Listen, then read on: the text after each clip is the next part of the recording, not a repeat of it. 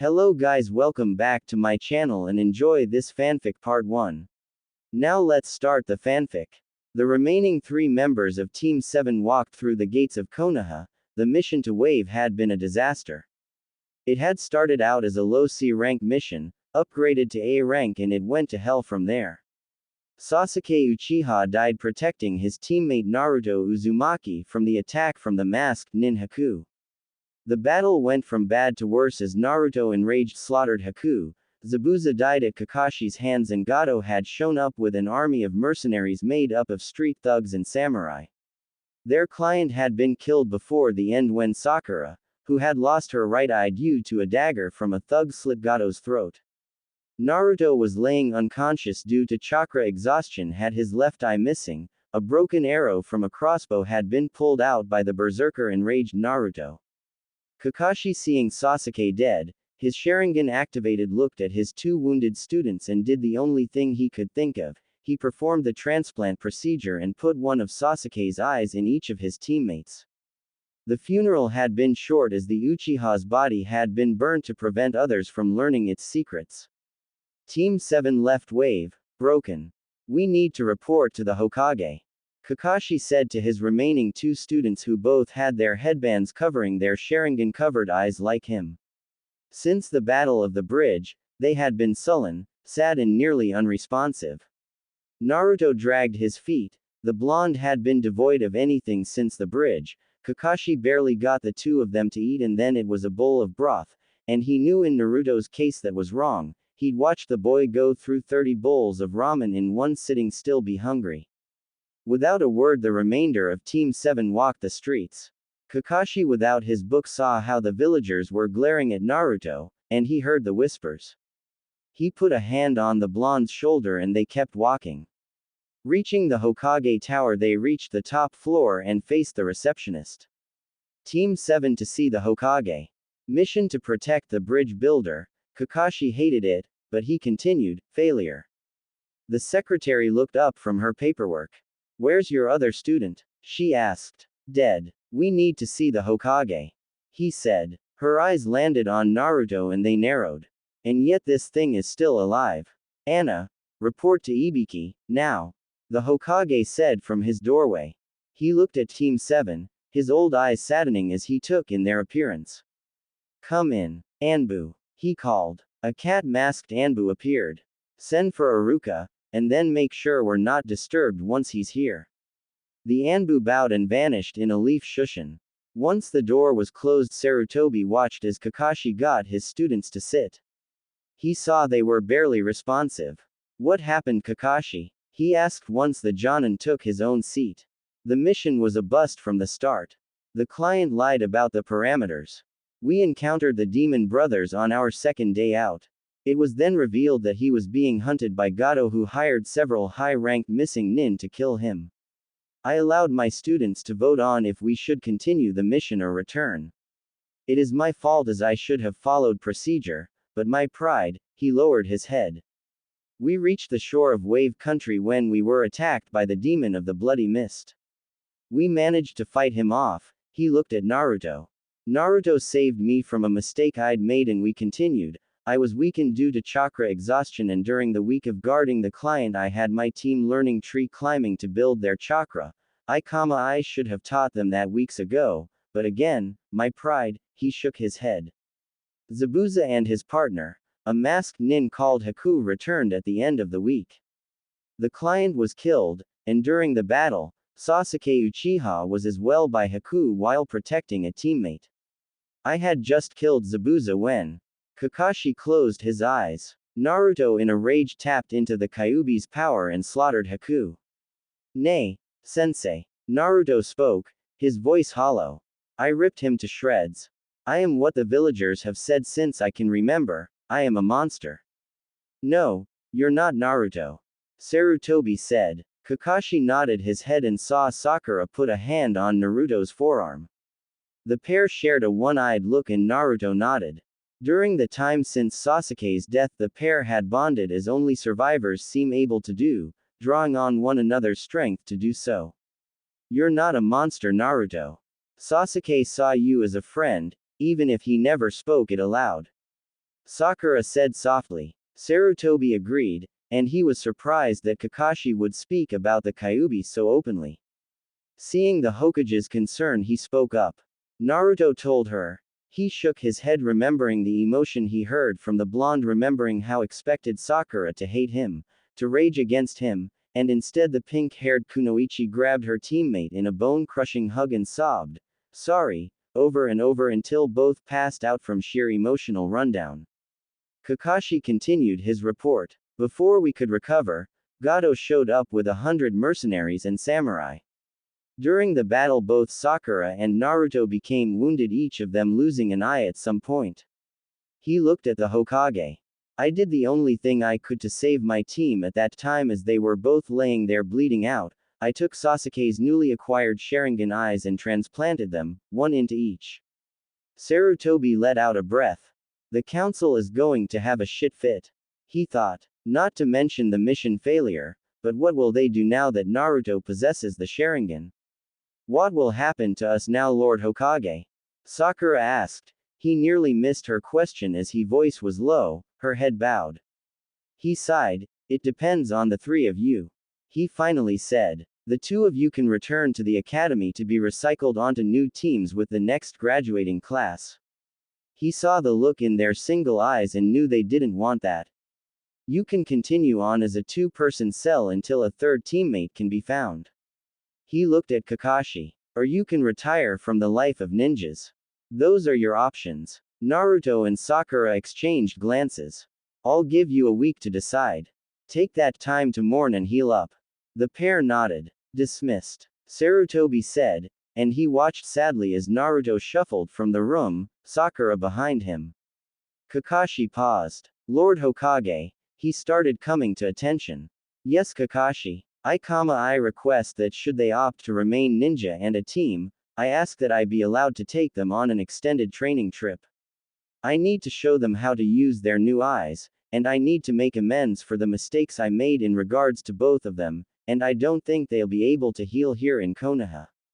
Why? Sarutobi had an idea, but he wanted to hear Kakashi's reasoning. The villagers hate Naruto, and once it gets out Sasuke died protecting him, he trailed off. I don't think it will be good for his mental health, and by extension Sakura's. Since Sasuke's death, he's been the only thing keeping her sane. On the bridge, she snapped. She tore into the mercenaries without caution. She lost her eye during that, and when Gato taunted about Sasuke, there was no emotion on her face when she slit that man's throat. When she saw Naruto go down, Kakashi's lone eye closed. I thought she was going to go catatonic until he pulled the crossbow bolt from his eye. She was at his side screaming for him not to leave her too. Sarutobi nodded at this. Regardless of their decision, I want them to spend time with Inoshi Yamanaka. After he evaluates them and helps them deal with the trauma, I give you permission to take them out of the village. Kakashi nodded. Thank you, Lord Hokage. Kakashi left. It was only after a few moments that he noticed that Kakashi had not once pulled his book out to read. XX. Naruto stopped. You're home, Sakura, he said, his voice hollow. He went to move, but Sakura had yet to release his hand. Don't go. Come in, she said. Naruto shook his head. No, your mother. He remembered the elder Haruno woman who worked at the library, how she kept kicking him out and calling Anbu on him.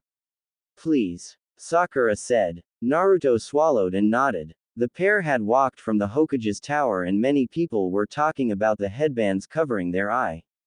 Sakura had heard the whispers about Naruto. Was I so shallow not to notice the pain he was in? Naruto followed her in, and she sat on the living room couch, Naruto sitting silently next to her. What are we going to do? She asked after 10 minutes of silence. Before the blonde next to her could say anything, she heard the front door slide open. Sakura, are you home? In here, Mom, she answered, her hand gripping Naruto's in a plea for him to stay no matter what was said. Ira down at the market said she saw you come, you. She yelled, seeing Naruto in her living room. XX. Kakashi sat at the ninja-only bar, the straight edge, and sipped his sake. He had come straight here after making his report and ordered a bottle. His whole posture screamed out failure. I failed Obito, and I failed Sasuke. I can't fail Naruto and Sakura again. They're at their breaking point right now. He looked at the bottle before him and at the saucer before pouring the alcohol back into the bottle. The ninja in the bar watched as he stood up and strode from the bar, the rumors already spreading about the loss of the Uchiha. XX. Mom, Sakura said, putting herself between her mother and her sole remaining teammate. Get out of my house, demon. Sakura's mom yelled and threw a vase at him. Sakura smacked it out of the air and glared at her mother. He's not a demon. He's my teammate and friend. Sakura dear, you don't know what you're saying. Her mother said. I know about the Kyuubi, mother. Naruto isn't the Kyuubi. The Kyuubi wouldn't have cared about Sasuke dying. A demon or monster wouldn't have cared about me being hurt. Sakura kept a hold of Naruto's arm as she kept herself between her mother and Naruto. You've brainwashed my daughter. He's done no such thing. Sakura fired back. Mom, please, I need you to understand. We're both hurt. We just lost our teammate. I need my mother to accept me, and to accept my friend. Kimura Haruno looked at her daughter. She noticed both teens had an eye covered. She didn't think her daughter had been hurt. You did this, you monster. You hurt my baby girl. Kimura hissed at Naruto. He did not. It was bandits and mercenaries. Sakura said. Naruto fought his hardest to keep me safe.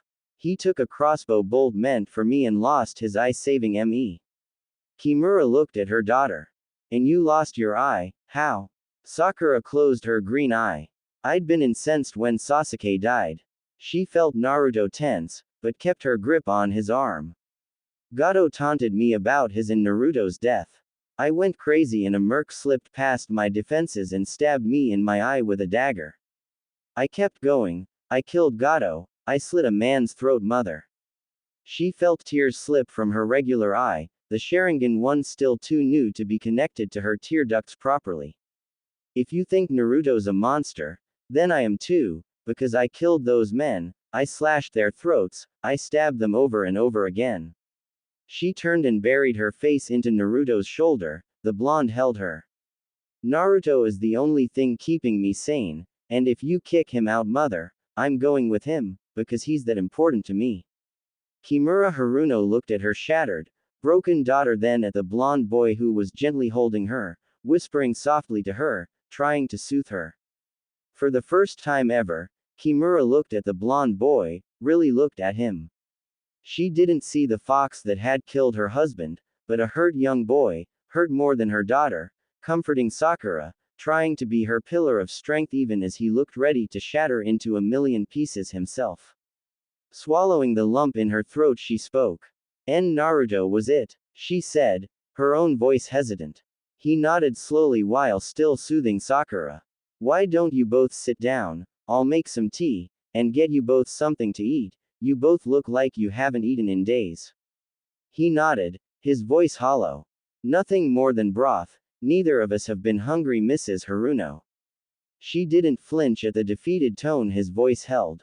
She watched as the boy got her daughter to sit on the couch and she saw her daughter keeping a grip on his arm. My poor baby, and I just added to your pain, she thought as she went to the kitchen. She would accept the boy for Sakura's sake. She put a pot on the stove and went to make a chicken broth as well. She turned when she heard the front door open and close. Peering from the kitchen, she saw the two still on the couch, but they were joined by a white-haired man who, like the two children, had one eye covered. That's their sensei, Hitaki. I remember Sakura telling me about him. Hello, she said. Kakashi turned from where he was sitting across from the pair.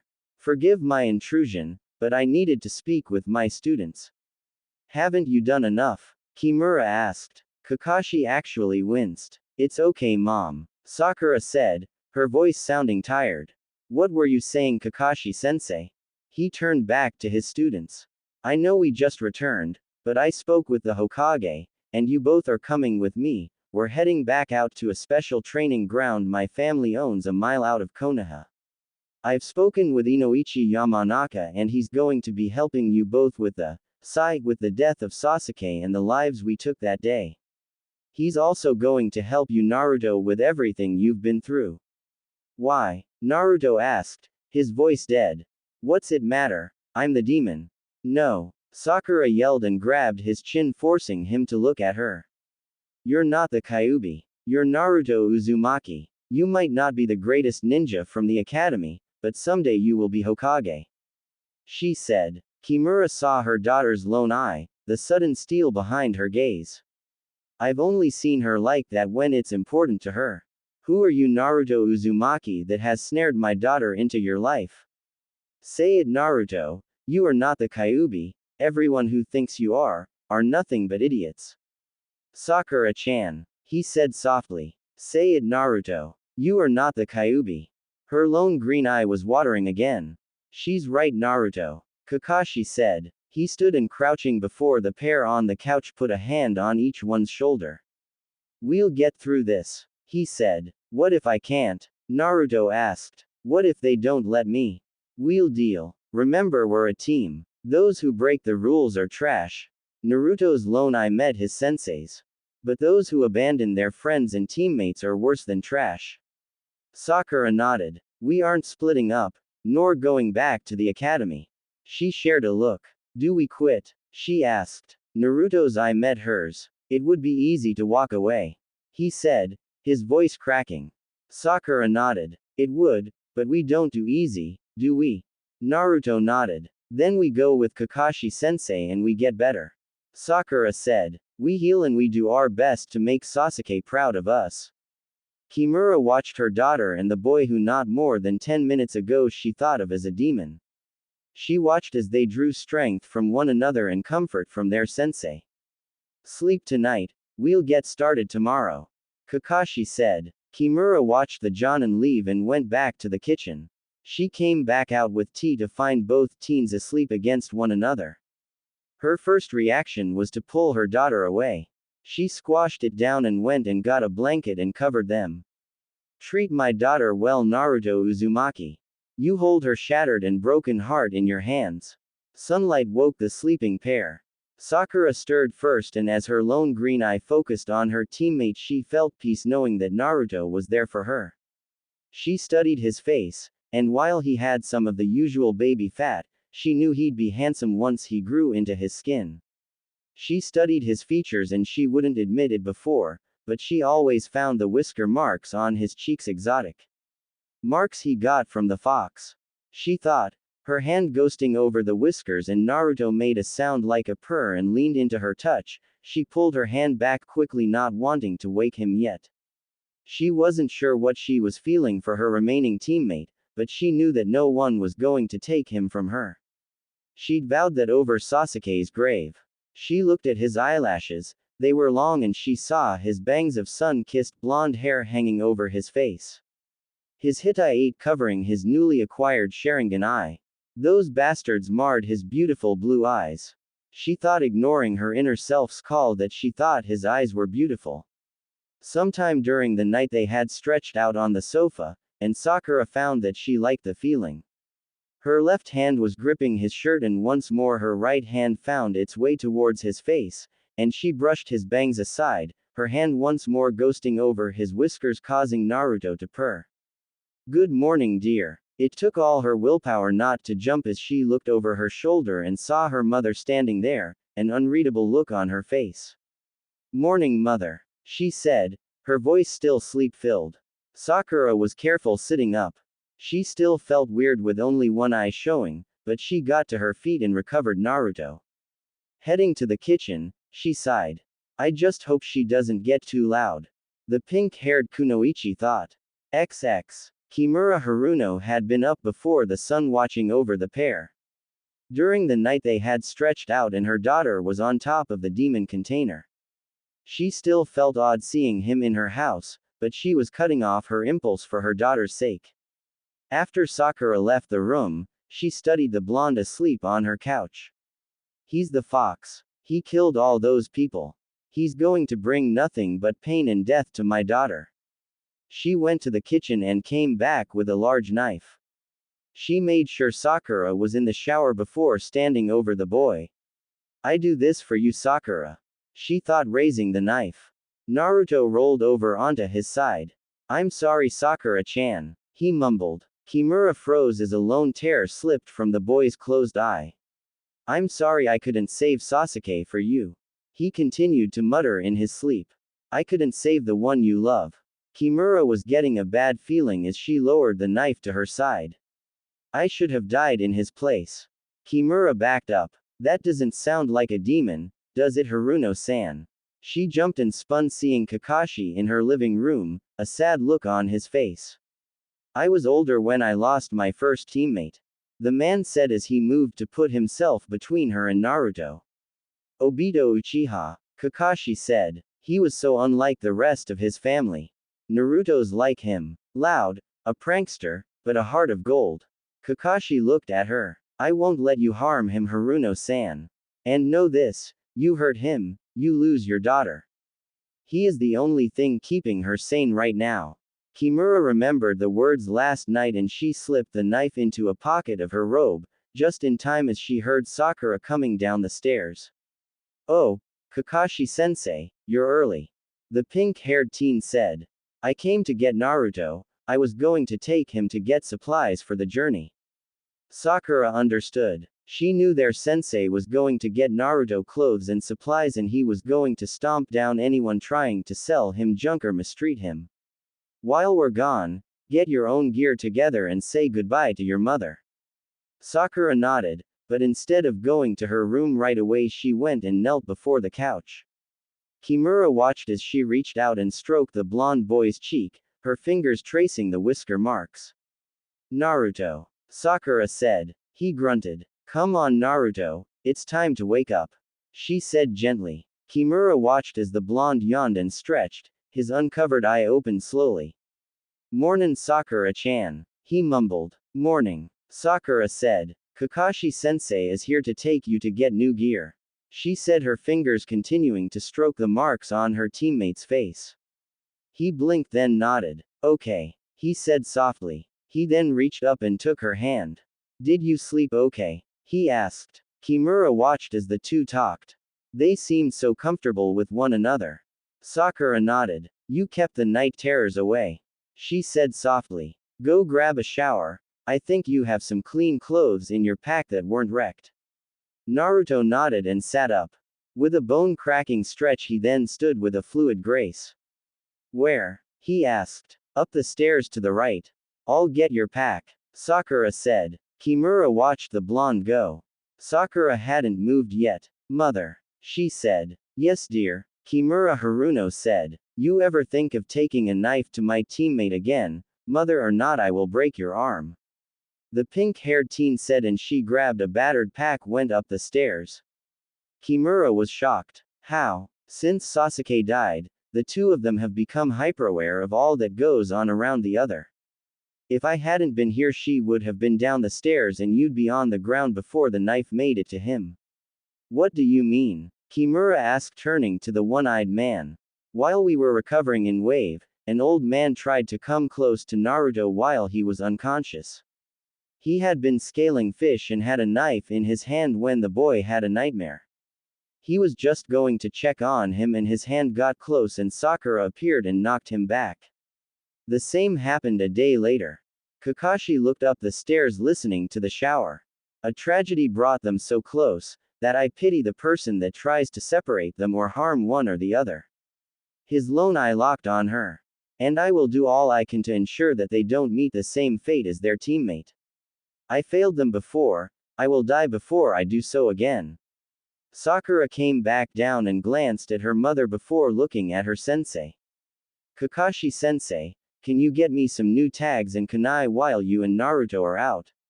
I'm nearly out. Sure thing. Anything else? He asked. I know you like the whole headband covering half your face, but can you get me an eye patch please?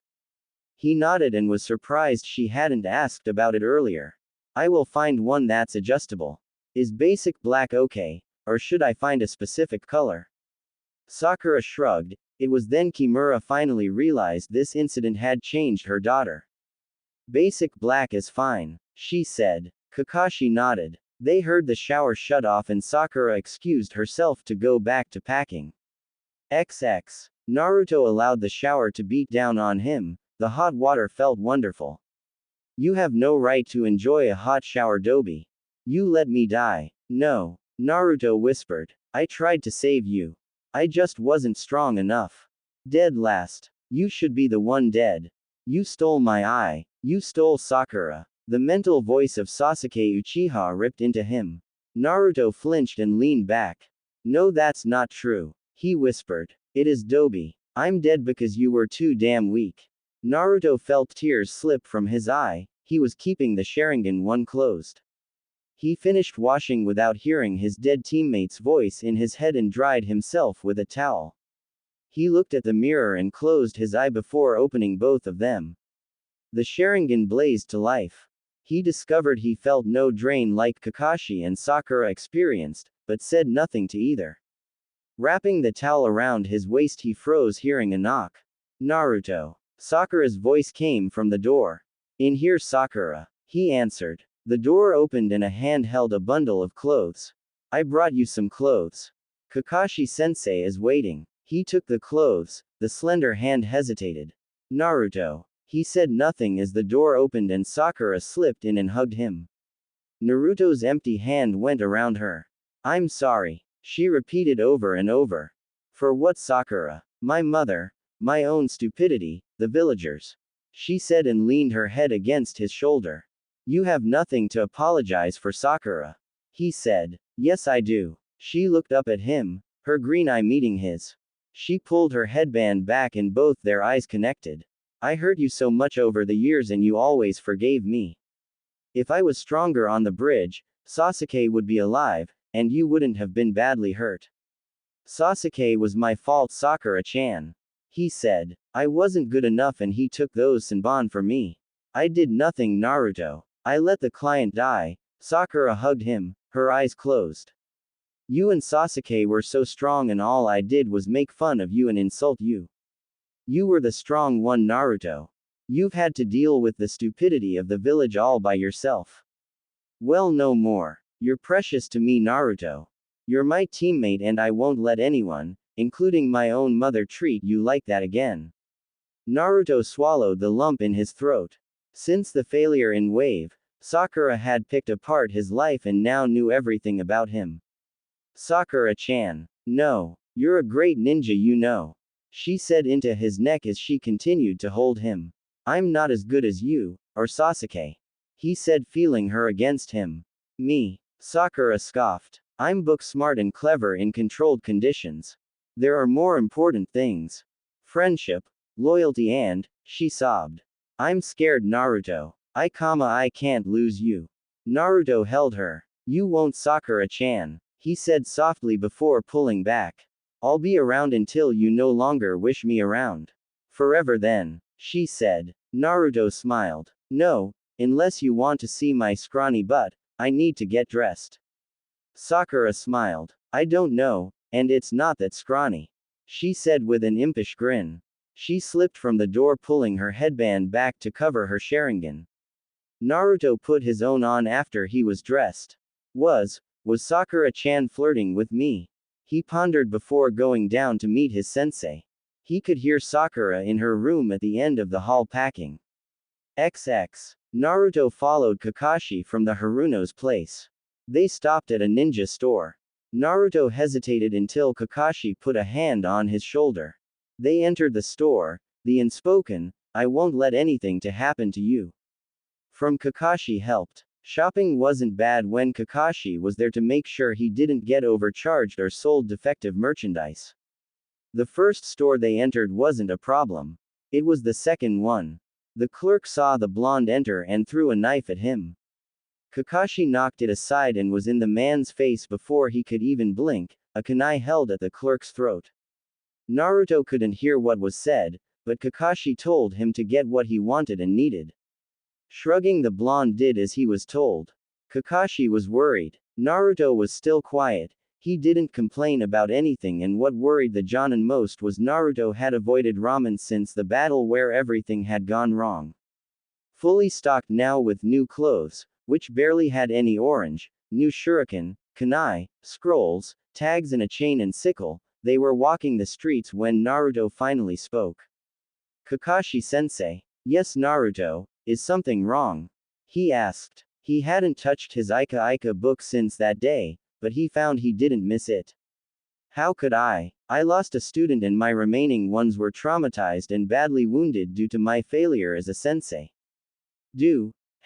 Naruto paused. Say what you want, even if it sounds wrong, Naruto. I'll answer as best I can. Kakashi said. The blonde nodded and took several breaths. When you got your, do you ever hear your teammate's voice in your head? Kakashi stopped and put a hand on Naruto's shoulder. It's not real, Naruto. It's your subconsciousness beating you up. Naruto looked down. Kakashi made sure the storage scrolls were secure before he shushined himself and Naruto away from the busy streets. XX. The reappeared at the memorial stone. When Obito died, I still blame myself. When Rin transplanted his eye on his dying request, I felt even worse. I drove everyone away from me. My friends, Rin, Kakashi sighed. Guy was the only one who put up with my attitudes and anger and self-loathing. Kakashi looked at the stone and found Obito's name with a long-practiced ease. I let it rule me until recently. Why? Did you find peace? Naruto asked. Kakashi shook his head. I came to an understanding. I was so focused on the dead, I allowed you, my students, to come to harm trying to keep a promise I had no right making to a dead teammate. Naruto looked at the stone. He found Obito's name and he looked at the last spot. In a few days, Sasuke's name is going to be added there. He thought sadly. I realized I should have trained you and Sakura and Sasuke properly. I allowed my pride and ego to rule me, and it cost the three of you dearly. Naruto shook his head, but Kakashi cut him off from protesting. I did. I failed you the most, Naruto.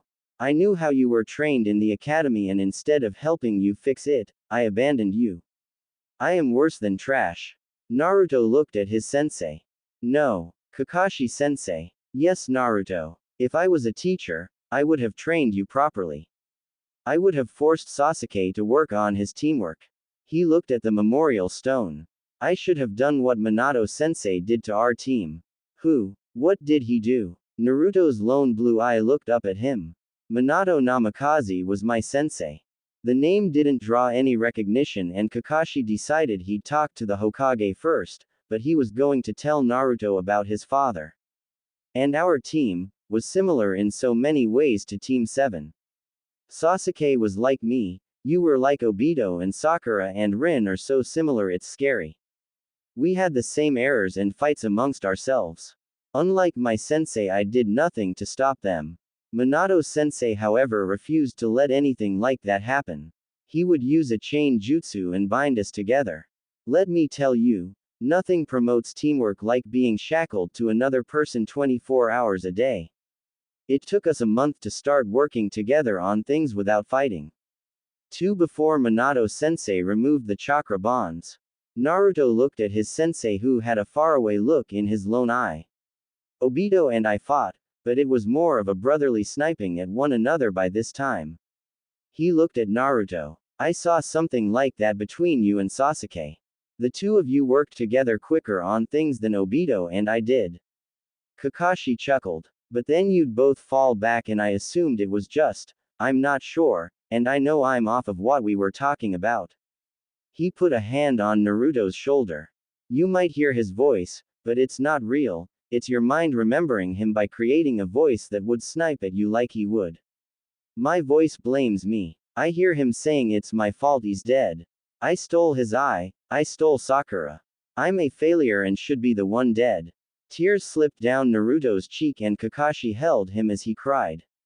It's a lie, Naruto. You didn't steal his eye. It's not your fault he died and you didn't steal Sakura.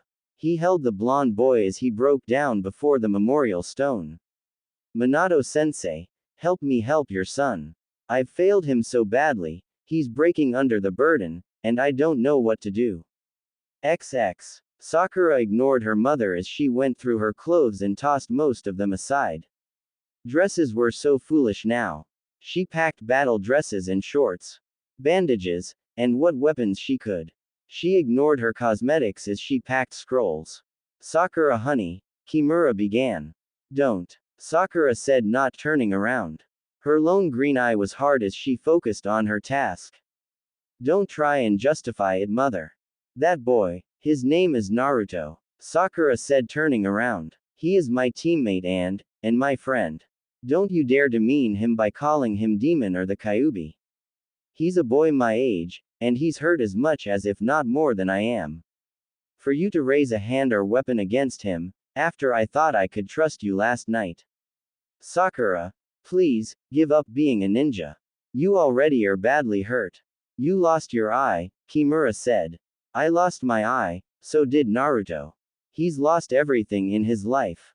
He lives alone in a ratty apartment, he's charged triple for food, most of the time it's spoiled.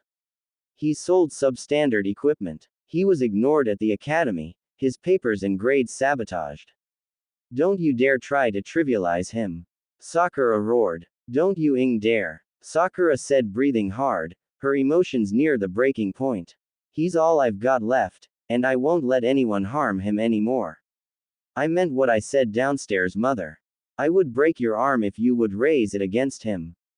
Kimura Haruno stepped back. If you can't deal with my being around Naruto, I will find somewhere else to live when we come back. No, Naruto is important to me. I am not abandoning him, mother. Years ago I destroyed my friendship with Ino over Sasuke. I've regretted that ever since. Do you know how much of a bitch I was? Ino and I would snipe at one another constantly. I miss her as my friend.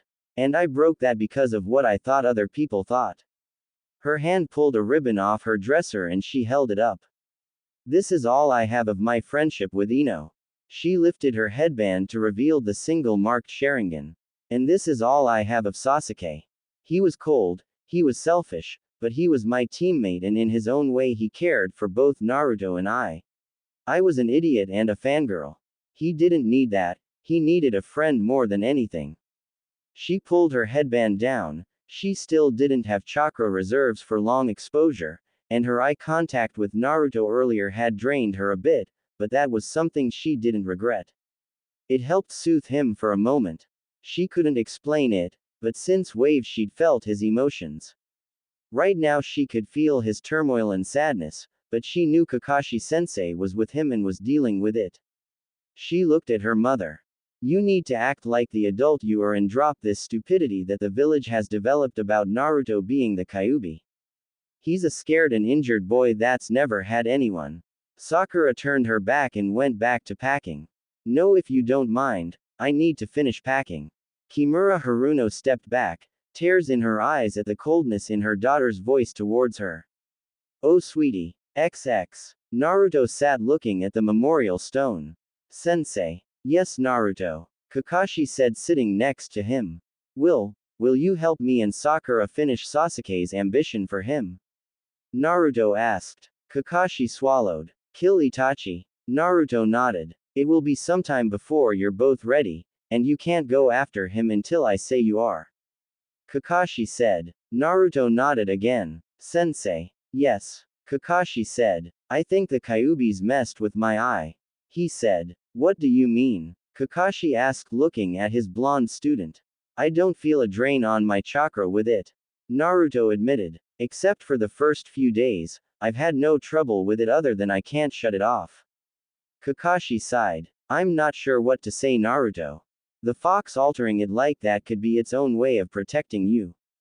Naruto scowled. I wish there was a way to remove the damn fox from me. It was low, but Kakashi heard it. He put a hand on his student's shoulder. We can't change it, but we can make it work for you. He said. They'd been there for an hour now. Naruto's stomach made a loud rumble sound and Kakashi smiled. We should eat. Naruto sighed. I don't know if I can. You need to eat, Naruto. Both you and Sakura need it. Kakashi said. He didn't mention his own lack of appetite since Sasuke's death. Come on. We'll get Sakura and after we've eaten we'll see the Hokage. I'll even treat you to ramen.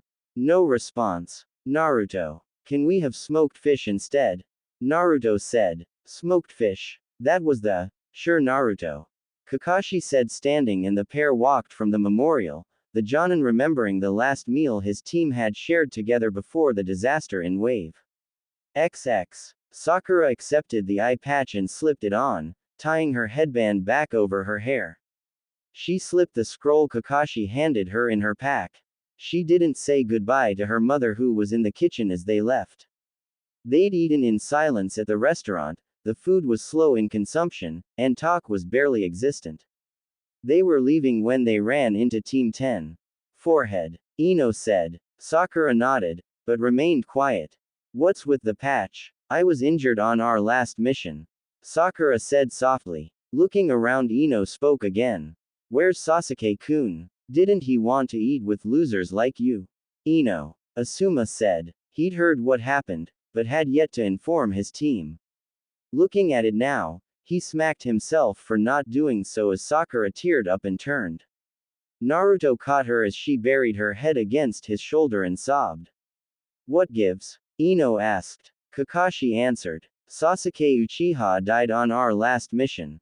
Team 10 looked shocked. Ino looked lost. She looked at Sakura, who was holding onto Naruto as a lifeline. 4. Sakura. I'm so sorry. I didn't know. Her own tears welled up. Naruto's lone blue eyes blazed at her. No, you didn't, but all you can do is snipe. You see her hurt and you go to say the most hurtful thing you can. He spoke softly to Sakura, his hand rubbing up and down her back. I didn't. She looked at Asuma and Shikamaru for help. Shikamaru put a hand on her shoulder and shook his head. Kakashi, I'm sorry for your team's loss. Asuma said. What are you going to do now? Kakashi put a hand on Sakura's and Naruto's shoulders. I'm taking them to my family's place outside of town. We all need time to grieve and heal. Shikamaru noticed the eye patch in Naruto's own headband like his sensei's. What's with the eye coverings? Kakashi closed his eye. Both Naruto and Sakura were badly wounded and lost an eye. I did a field procedure and took Sasuke's eyes and placed them in their destroyed sockets.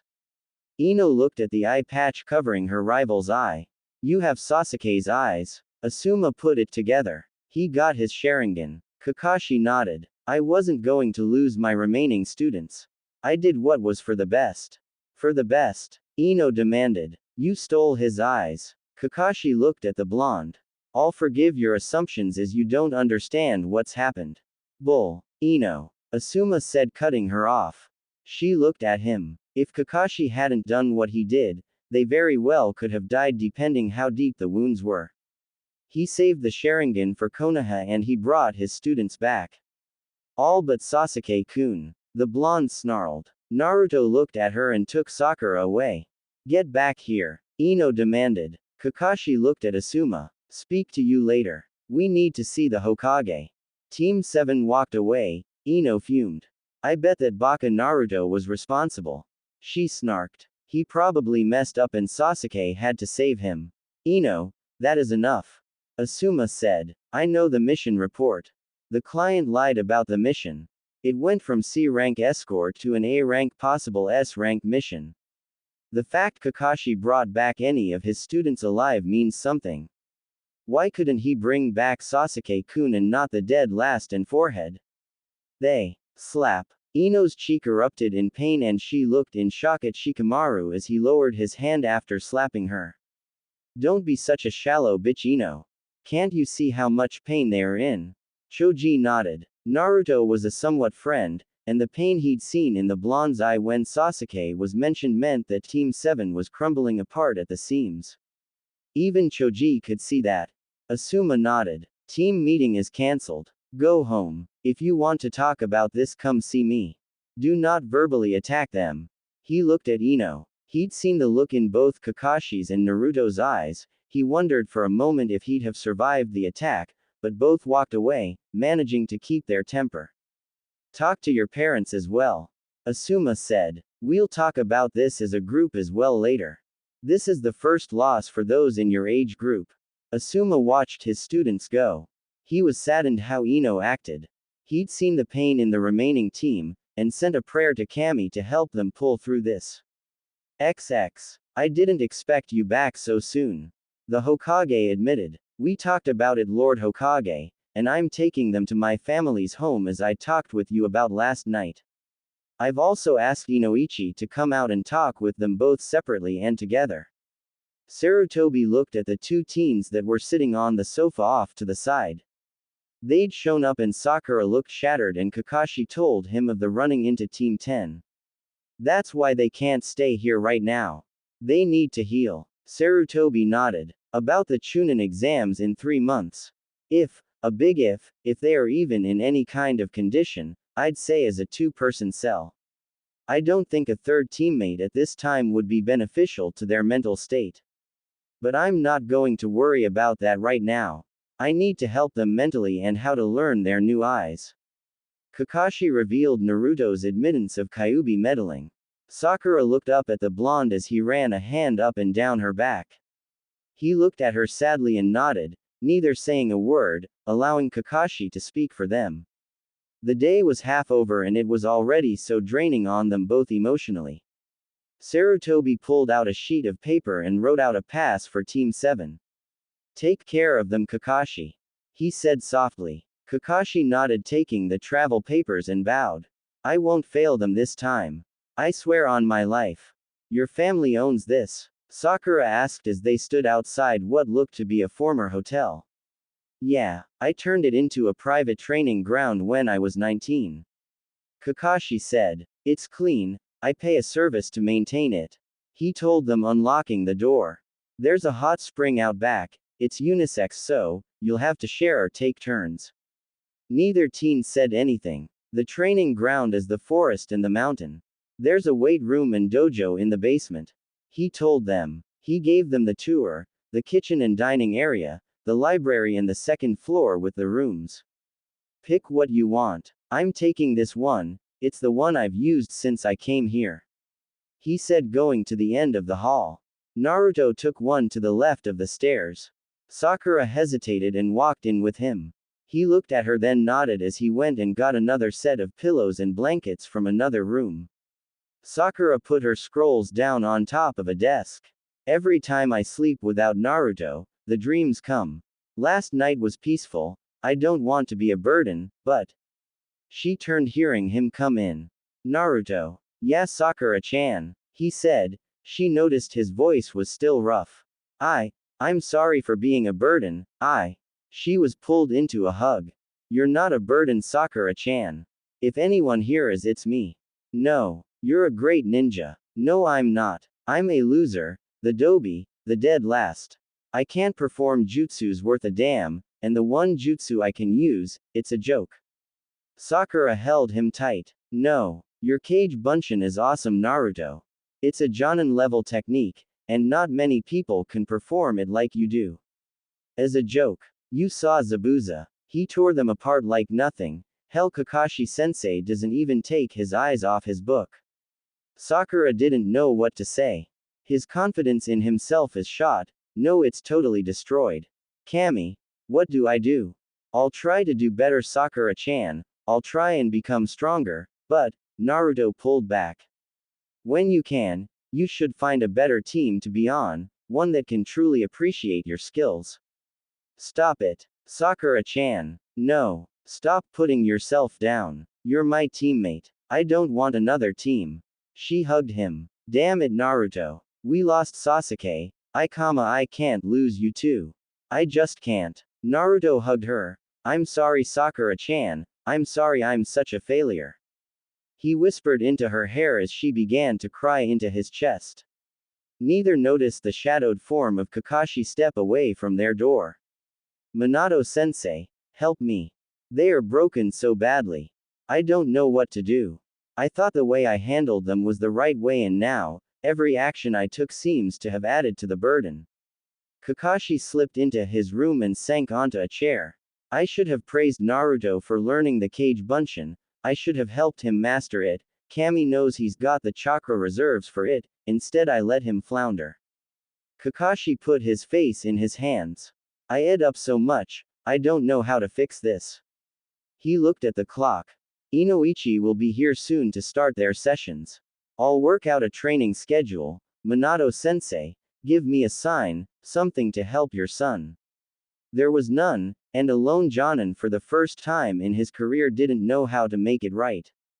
XX. Meanwhile, back in Konoha, Ino Yamanaka was not in the best of moods as she entered her family's flower shop. The nerve, she raged. Her mother came out of the back wiping her hands on a rag. Ino dear, you're back early, something the matter dear? Shikamaru hit me, Ino said in a tone of disbelief. What? Why would Shika do that? Ino told her mother everything. When she was done, her mother was looking at her with disappointment in her eyes. What? Ino asked. Ino honey, you were in the wrong. Did you even stop to think how Sakura and Naruto were feeling? What they are feeling? It's their fault Sasuke-kun's dead. Ino said. Stop it. Both Ino and her mother turned to see Inoichi coming out of his office. Going somewhere dear? Ino's mother asked. Yeah, Kakashi's asked me to help his students over the psychological trauma. He said holding up a bag. I'll be back when I can, but I'm coming with you, Ino said standing. I don't think so princess. Inoichi said. You need to think long and hard about your actions and how they have added to the harm done to Sakura and Naruto. He kissed his wife. I'll be back tomorrow. I'm going to be going back and forth after this, but I think tonight and tomorrow will be long sessions. His wife nodded and watched him leave while Ino pouted. I know it's their fault. She continued and crossed her arms and pouted. XX. Somewhere dark, bleak and hopeless. Milord, I have news. What is it? A shadowed figure said. A report from your spy in Konoha. The Uchiha is dead. What? He died on a recent mission that went from C rank to high A rank, possibly S rank. Damn. Did they recover the body? No, master. Reports indicate that it was destroyed by Kakashi Hatake to keep the secret of the Sharingan from being discovered. All my plans wasted. The figure on the throne hissed like an angry serpent. Kakashi Hatake possesses the Sharingan, milord. He's too old and I cannot bend him to my will. It's like Itachi all over again. About the invasion, milord. Silence. Continue the plan. If I can't have the Sharingan, we will at least know that in several months' time the village hidden in the leaf will burn. No, leave, and send for our spy in Suna. As you command, Lord Orochimaru. The kneeling figure says and leaves with a shushin. XX. Hatake house. Sakura sat in the living room trying to read. Inoichi had taken Naruto into the den and had been in there for several hours. Cha, why can't we do this together? She thought, tossing the magazine aside. She couldn't focus on it, and right now didn't care about fashion or makeup tips. Her eyes went to the sealed door again and she sighed. Sakura, it's okay. You'll have your turn soon enough, and when Inoichi decides you're both far enough you'll be talking in joint sessions. Kakashi said. She'd forgotten he was there. I know sensei, she said softly. How about we work on those meditation exercises in order for you to learn how to control your new eye? Wouldn't it be better to wait for Naruto? She asked. No, because I will be doing the same with him while you are with Inoichi. Kakashi said. I also plan on working with you together. Sakura huffed. Fine. She followed him outside to the garden where there were benches, a water fountain and hedges. Now then, we shall begin with the breathing. I know how to breath. Sakura interrupted. Sakura, please. I know you think I'm a terrible sensei. I'm trying to fix my past mistakes, and before we can move on you and Naruto need to learn about your new eyes. The pink-haired teen sighed. Sakura, if you don't learn this, you and Naruto can die from it. I nearly did when I got mine. It took Minato, my sensei, to get my head on right. She sighed. Sensei. She paused, then continued with, Naruto thinks he's a failure. He's not, but with everything. I know Sakura. I'm going to try and fix his self-esteem up, but you're going to have to help. He sighed. Both of you are so damaged, mentally and emotionally, and physically. Your training, I failed as a sensei. I played favorites. If my sensei was alive he'd kick my and use his Rasengan mixed with 1,000 years of pain. He looked at her. Now, Close your eyes. We need to center yourself, calm your breathing. Find your core. But, no buts. And for the next hour Kakashi spoke with Sakura and helped her find her chakra pathways never taught in the academy. Naruto joined them for a time and then it was Sakura's turn with Inoichi. XX. Inoichi sighed as he sealed the scrolls. One was marked Sakura Haruno, the other Naruto Uzumaki. He hated this. They're so young. Many ninja are lucky that they don't experience death until they're chunin with years under their belts. These two, fresh from the academy. He closed his eyes and prayed Ino was luckier. Am I bad person for being glad this wasn't my daughter that it happened to? He'd spoken hours with Naruto and had realized he would have to go further back with the blonde. When he'd entered his mind he began working. Inoichi wanted to weep at the psychological damage the boy had suffered over the years. All that and I barely got up to the academy years. He thought with a tired sigh. Sakura was as damaged, most because she now realized her actions over the years and she was punishing herself. She's going to be around him. Kami help us if something happens to one or the other, we'll lose both of them then. He thought. Inoichi. Kakashi asked coming in. Hey Kakashi. Are they asleep? Between meditation and their session with you, they're exhausted. Kakashi sat across from him. How bad? Very. They're on the verge of breaking Kakashi. If they get separated, or worse, if one of them is hurt or killed, the other will shut down mentally and eventually die as well. Kakashi closed his lone eye. They have a bond. Yes. And no, it's not from them each having a Sharingan eye. Tell me, when the mission went to shit, and they fought, and were recovering, were they separated at all? No. Kakashi said. Anytime I tried to move one or the other, they would become restless and Sakura would have night terrors. Naruto would wake and stare blankly at the wall, he'd break out in a cold sweat. The only time they knew peace was around the other, and they're hyper aware of the other even at a distance. Inoichi sighed. Somehow, some way they formed a life bond. I've never seen its like before Kakashi. The way it formed shouldn't have been possible. Do you think the Kyuubi did it? As a way to save Naruto? The one-eyed Jonin asked. Why? Kakashi shrugged. It's awake. I know this much. It went out of its way to keep Naruto alive on the bridge, it's given him a healing factor that is scary. It's mutated his Sharingan. He keeps it covered because he's scared. Inoichi looked at the tea on the desk that was long cold. I'm at a loss Kakashi. I can only help them so much. Naruto has more trauma than any 10 fully trained ninjas that survived the war, and Sakura is so fragile I'm not sure what might break her. Kakashi nodded. She threatened her own mother. What? Inoichi looked up at that. When they woke, Sakura was upstairs showering, and Kimura stood over Naruto holding a knife. Sakura had been ready to attack, she sensed the intent. After she came down and woke Naruto, she told her own mother she would have broken her arm. Inoichi wished he had some sake.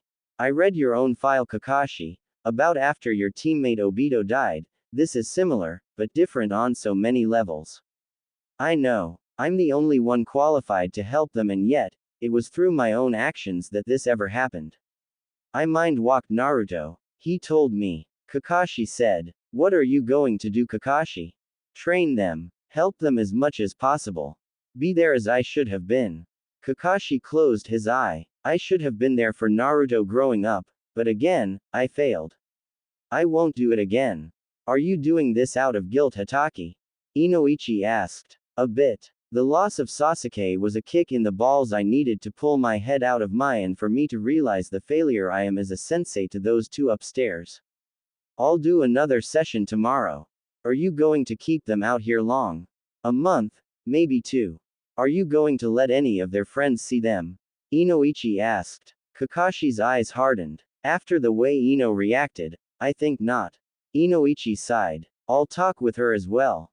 Perhaps we could try in a month or so, bring their fellow rookies together. I'll think about it, Kakashi said. XX. Upstairs Sakura left the bed and snuggled against Naruto who'd taken the floor. She'd listened as he tossed and turned and finally left the bed, and once she touched him, he calmed. Her lone green eye in the darkness studied him. Kami, why? Why does he have to hurt? Sakura calmed as Naruto's arm went around her in his sleep. Her tired mind quieted as she rested her head on his chest, his heartbeat lulling her to sleep. I'll be here for you always, Naruto-kun. That's my promise of a lifetime. Sakura thought as sleep finally claimed her. 1 month later. Again. Kakashi said. Sakura groaned. I can't. She said, gasping as she tried to push herself off the ground. I'm too tired, sensei. Don't give me that, Sakura. Kakashi said. For the last month they'd been training, and Sakura's physical and chakra reserves were pushed to new limits. Sadly, whenever she used her Sharingan, she had a time limit of 3 minutes. Your reserves are pathetic. How did you even get out of the academy? Kakashi asked. Lots of book work. Sakura admitted. Kakashi sighed and looked at his watch. Naruto should be done with Inoichi soon. Sensei. Sakura said as she finally reached her feet. How come Inoichi hasn't said anything about the Kyuubi? Kakashi sighed and handed Sakura the leaves as she balanced on a bamboo pole using her chakra on both. That's because Inoichi is in Naruto's mind, while the seal is located in his belly near his core. The only way Inoichi would encounter the fox is if he went looking for him. He shook his head. A lot of the younger ninjas mistake that because Naruto holds the Kyuubi it would be in his mind and affect him. It's not the case. Now, again. Sakura balanced the leaves on her forehead, above her palms while balancing on one foot on a pole. I know I sound mean, Sakura, but you have come a long way in the last month. It's just, you're nowhere near where you should be. I'm sorry, sensei. Sakura said, trying to keep focused on the task at hand. Well, Naruto's the opposite. He has limitless chakra, but because of the Kyuubi he has to fight for every shred of control. I should have worked with the two of you in the beginning. You're doing it now, she said. Kakashi for the last month had worked on chakra building exercises for Sakura and control exercises with Naruto. He also worked on physical training, and then they would discuss the Sharingan. Naruto had no limit, but he still kept it covered just in case. Sakura's max was 3 minutes, and then she'd sleep a day after. Kakashi looked back towards the house. He was concerned as Naruto's sessions with Inoichi lasted upwards of nearly 4 hours a day. Sakura and Naruto once a week would have a joint session. Inoichi told him it was confirmed, they were hyper-aware of the other, there was a chakra connection between the two minds. It didn't share thoughts, but he did say it was empathic. A grunt and thud alerted him to the fact Sakura had fallen again. Okay. Break. She grunted from where she landed. Bury me here, she muttered, not looking up. Kakashi reached down and pulled her to her feet. Go and eat and drink. Sakura was exhausted. She was physically spent. Staggering into the kitchen, she opened the fridge and smiled, seeing the sandwiches Naruto had made that morning. She grabbed 3 of them and a bottle of juice. Cha! Since living here I've eaten more in a month than I have in the last 6 years. She thought as she bit into the beef sandwich. Kakashi had told her how dieting while admirable was slowly killing her. Chakra burned energy after all, and if there wasn't any it would feed on the body's own resources. It had been Naruto who had gotten her to eat. He'd made pancakes with strawberries and whipped cream. Sakura had eaten 6 of them. So it went that Naruto would make breakfast and pre-make lunch, and Kakashi would go to Konoha and bring back dinner while the pair of them cooled down from training and took showers. Sakura was nearly done with her second sandwich when she recalled her meeting with Inoichi earlier that day. Flashback. Do you think you've just exchanged feelings from one teammate to another? Inoichi asked. No, Sakura said with her arms crossed as he looked at Ino's father. Why are we talking about this? Aren't we supposed to talk about what happened in Wave? We have. You haven't had any nightmares for a while, from what you said. Inoichi said. Sakura huffed.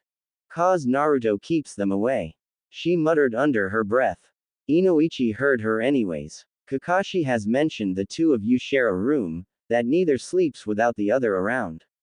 So, Sakura, it's not healthy. What if the two of you get separated? Or put on separate missions? Sakura could say nothing. Look, I understand, I do. I know when I came back after a brutal mission I didn't let my wife out of my sight. I got so bad that she went to stay with her mother and took Ino with her, until I could control myself. He shook his head. Starting tonight, I want you and Naruto to sleep in separate rooms. He held up a hand cutting off her protests, every other night. You both need to separate a bit. We do things apart from one another. She muttered. Shower, and some training. Kakashi told me what happened the other day. Inoichi said and Sakura frowned. Nothing happened. Sakura, you were tree walking when you fell. Naruto who was in here with me vanished, and Kakashi said he shushined under you and caught you. She shrugged. Sakura, this is for your own good. You'll need to be separated. If you don't start spending every other night apart, I will with your sensei's permission take steps. It's not healthy. End flashback. Sakura looked at the last sandwich and not feeling hungry anymore put it away. It's not fair. Why is this such a big deal? She sipped her juice. And I am so not substituting Naruto for Sasuke. He's all I have left. She looked out the window and saw Kakashi setting up the area again. I hate this, she thought. XX. Naruto. Inoichi began. I can't. It must be done. We need to talk with the fox to see what happened with your eye and if it's made any other alterations to your body. Naruto sat across from the clan leader to the Yamanaka clan, his right knee bobbing up and down in a nervous fashion. I'm scared. Of what? Naruto looked at him like he was insane. Naruto, in the last month, we've worked through your childhood, and trust me, I've talked with the Hokage about the behavior of the ninja and villagers.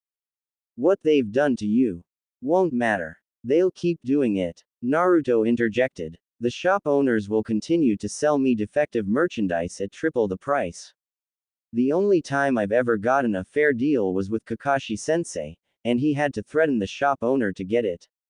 The blonde sighed. Can we do this another time? No, Naruto. We put it off last time, and the time before that. Don't worry, I'll be there with you. I'll enter your mind like I have in other sessions, and we'll make our way to the seal. Letting out a breath that only a teenager can do that makes it long-suffering, Naruto nodded. Inoichi put his hands on Naruto's temples and face. Relax, kiddo. He completed the mind meld jutsu. XX. Naruto's mindscape. We really need to clean this place up, Naruto. It's brighter than before, but still, a sewer is not an ideal environment for a healthy mind. Inoichi said. Naruto shrugged, but remained silent. Well, get going. Inoichi said as he put a hand on the younger blonde's shoulder and led him deeper. They traveled for minutes, hours, days, years. Time had no meaning here and Inoichi wiped his brow as it got warmer the closer they got to the seal. They entered a massive chamber filled with puddles on the floor. At the far end was a massive gate that reminded Inoichi of the gates of Konoha, but instead of wood they were bars. At the center of the cage was a seal rune. From the darkness beyond they could hear breathing. Kyuubi. Inoichi said. Naruto didn't move. This was his first time here and he really didn't feel like getting any closer to the creature that had destroyed Konoha. Inoichi however needed answers and stepped forward. Kyuubi. He called out. For several moments, there was nothing, then. Who dares waken the great and powerful Kyuubi no Kitsune? A deep rumbling voice demanded from the shadows of the seal. Inoichi Yamanaka. I am here to speak with you. Yamanaka. Ah, I remember your clan. They thought to influence my mind when I entered the pathetic monkey sperm choker village. Their souls were delicious. Inoichi his head to the side. Pitiful. You insult and try to make me angry. So much for the great Kyuubi. You sound like a spoiled child that got spanked and sent to its room without supper. The snarl and blast of chakra were the only thing that got past the seal. The paw that had tried to lash out hit a barrier and a howl of pain as the Kyuubi was shocked by the power of the seal. Damn you hairless ape. I will get free of this pathetic seal, and on that day I will kill you and your clan. Inoichi shook his head. Save the threats, Fox. The seal is powered by the Shinigami himself. The death god's power put you here. You won't be free. A deep growl told Inoichi that he'd hit a nerve. Are you here to torment me? No, as I said, I came to speak with you, and see what influences you've had on Naruto. Naruto? Ah, my container. Use his name. He's suffered because he's your jail. Inoichi warned. Faye. And whose fault is the thumper? I'm in here. Inoichi bowed his head at that. Come closer, boy. Let me have a real look at you now. The pair of slitted eyes looked out from the shadows. Naruto shivered as he took several hesitant steps forward, stopping next to Inoichi. Scrawny. Don't you eat, boy? Ramen when I can afford it. The last month I've eaten better. Naruto said defensively. Bah. Years of starvation. The eye is coming along nicely. So you did influence it? Inoichi asked. His and his chosen mates. The boy was near death. I had to send chakra out to fix it. The new eye was causing interference, so I sent out more chakra. It had some effects unforeseen. You influenced Sakura's as well? Inoichi asked. Only in healing. She would have survived without the eye, but the one that smells of lightning and dogs panicked. And since the kid here wanted her as a mate, it was the least I could do. Inoichi thought about that for a moment. Have you done anything else to influence Naruto? Kyuubi's booming laugh filled the chamber. You seem to think I have an ability to manipulate the boy. Oh, that is rich. The only thing I can do is give him chakra. What about what happened in Wave? Inoichi asked. He read the report. That was the kid pulling on too much chakra at once. Think of it as something similar to what the dog users of this village go through. The kid here just entered his berserker stage. And the healing factor? Inoichi asked. Another booming laugh. That is his. I just amped it up to where it makes him harder to kill, because we know that when he dies, I die, and I'm not ready for the eternity in the Shinigami's belly. Inoichi looked at the massive shadowed form. Any further questions, ape? I tire of your sounding like a howler monkey. Inoichi wanted to ask so many things, but he could hear the fox was getting testy. No, I think we're done for now. Come along, Naruto. Come back and visit Kit. Kyuubi called after them. Once they were far enough away, Inoichi looked at Naruto. Don't visit here alone, and don't believe everything the fox says. Why? You think he lied about what happened to me? Not this time. But the Kyuubi could lie to you to get out of its seal. Inoichi said when they returned to the spot they'd entered. Kai, he said, pulling them from the mind. XX. Thanks. Naruto said, rubbing his temples. Naruto, there's one more thing I want to discuss with you, Inoichi began. Yeah, I've been talking with Ino for the last month. It's taken me some time, but I would like to bring her around this weekend to see you and Sakura. She's come to understand what she said was wrong. Naruto looked nervous. Shouldn't you be speaking with Sakura-chan? I will, but I know Sakura will be skittish still. I've also spoken with her about the sleeping habits. Naruto winced. Your nightmare's still there. Naruto nodded. I keep seeing him. I keep seeing Sasuke telling me it's my fault. I know Kakashi-sensei said it was my subconscious mind saying something. What else? Inoichi asked. He says it's my fault he died, that I stole his eye, that I stole Sakura-chan's affections from him. Inoichi knew all this. Naruto told him this their first session, as did Kakashi, who was concerned when he'd seen the blonde taking an afternoon nap and the tossing and turning in the words in his sleep. And the only thing that helps the nightmares is Sakura. Inoichi said. The younger blonde nodded. Inoichi sighed. Tonight we'll try. What I'd like to do is watch. When you begin to have a nightmare, I'll enter your dreams. Do we have to? Naruto asked. Inoichi looked around the dreams. The faces were blank, there were hundreds of different voices. He saw Naruto curled up in a fetal position. Standing over him was a dream version of Sasuke Uchiha. You killed me, Dobi. Inoichi watched as the landscape changed. It became a bridge surrounded by mist. Inoichi could see Kakashi fighting a masked nin with a huge sword. Must be Zabuza, he thought. He saw the dome of mirrors and watched Naruto appear on the bridge using the smoke screen and Kakashi's speech about his genin. Didn't train them for this, Kakashi. You just threw them at the wolves, not surprising they broke. Inoichi thought as he watched Sasuke's fight with the masked nin and the Uchiha leaping in the way of the Senbon barrage that were hiding the real attack of ice spikes that were under genjutsu. Kid never stood a chance. Inoichi thought as he watched Naruto's rage, his calling on the Kyuubi's power and literally ripping the masked nin apart in hunks of flesh and blood. Kid reminds me of the Inuzukas. I'll talk with Sume, see if time with them can get him to control this state. Inoichi thought. He watched as the battle ended with Zabuza managing to kill the client seconds before Kakashi hit him with the Chidori through the spine. The arrival of Gato and his mercs didn't help the situation.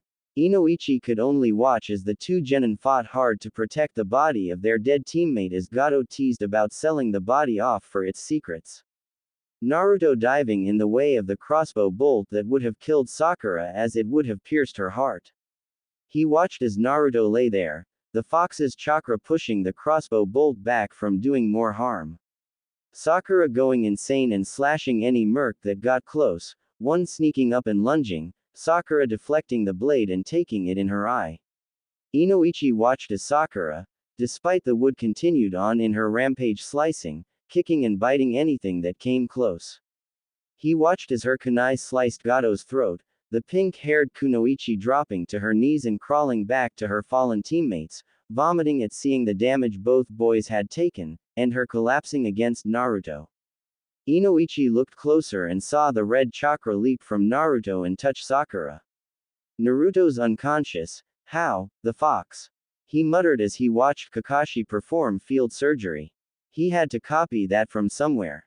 Inoichi watched as he put first one eye into Sakura, then the other eye into Naruto. He watched as Kakashi collapsed from chakra drain.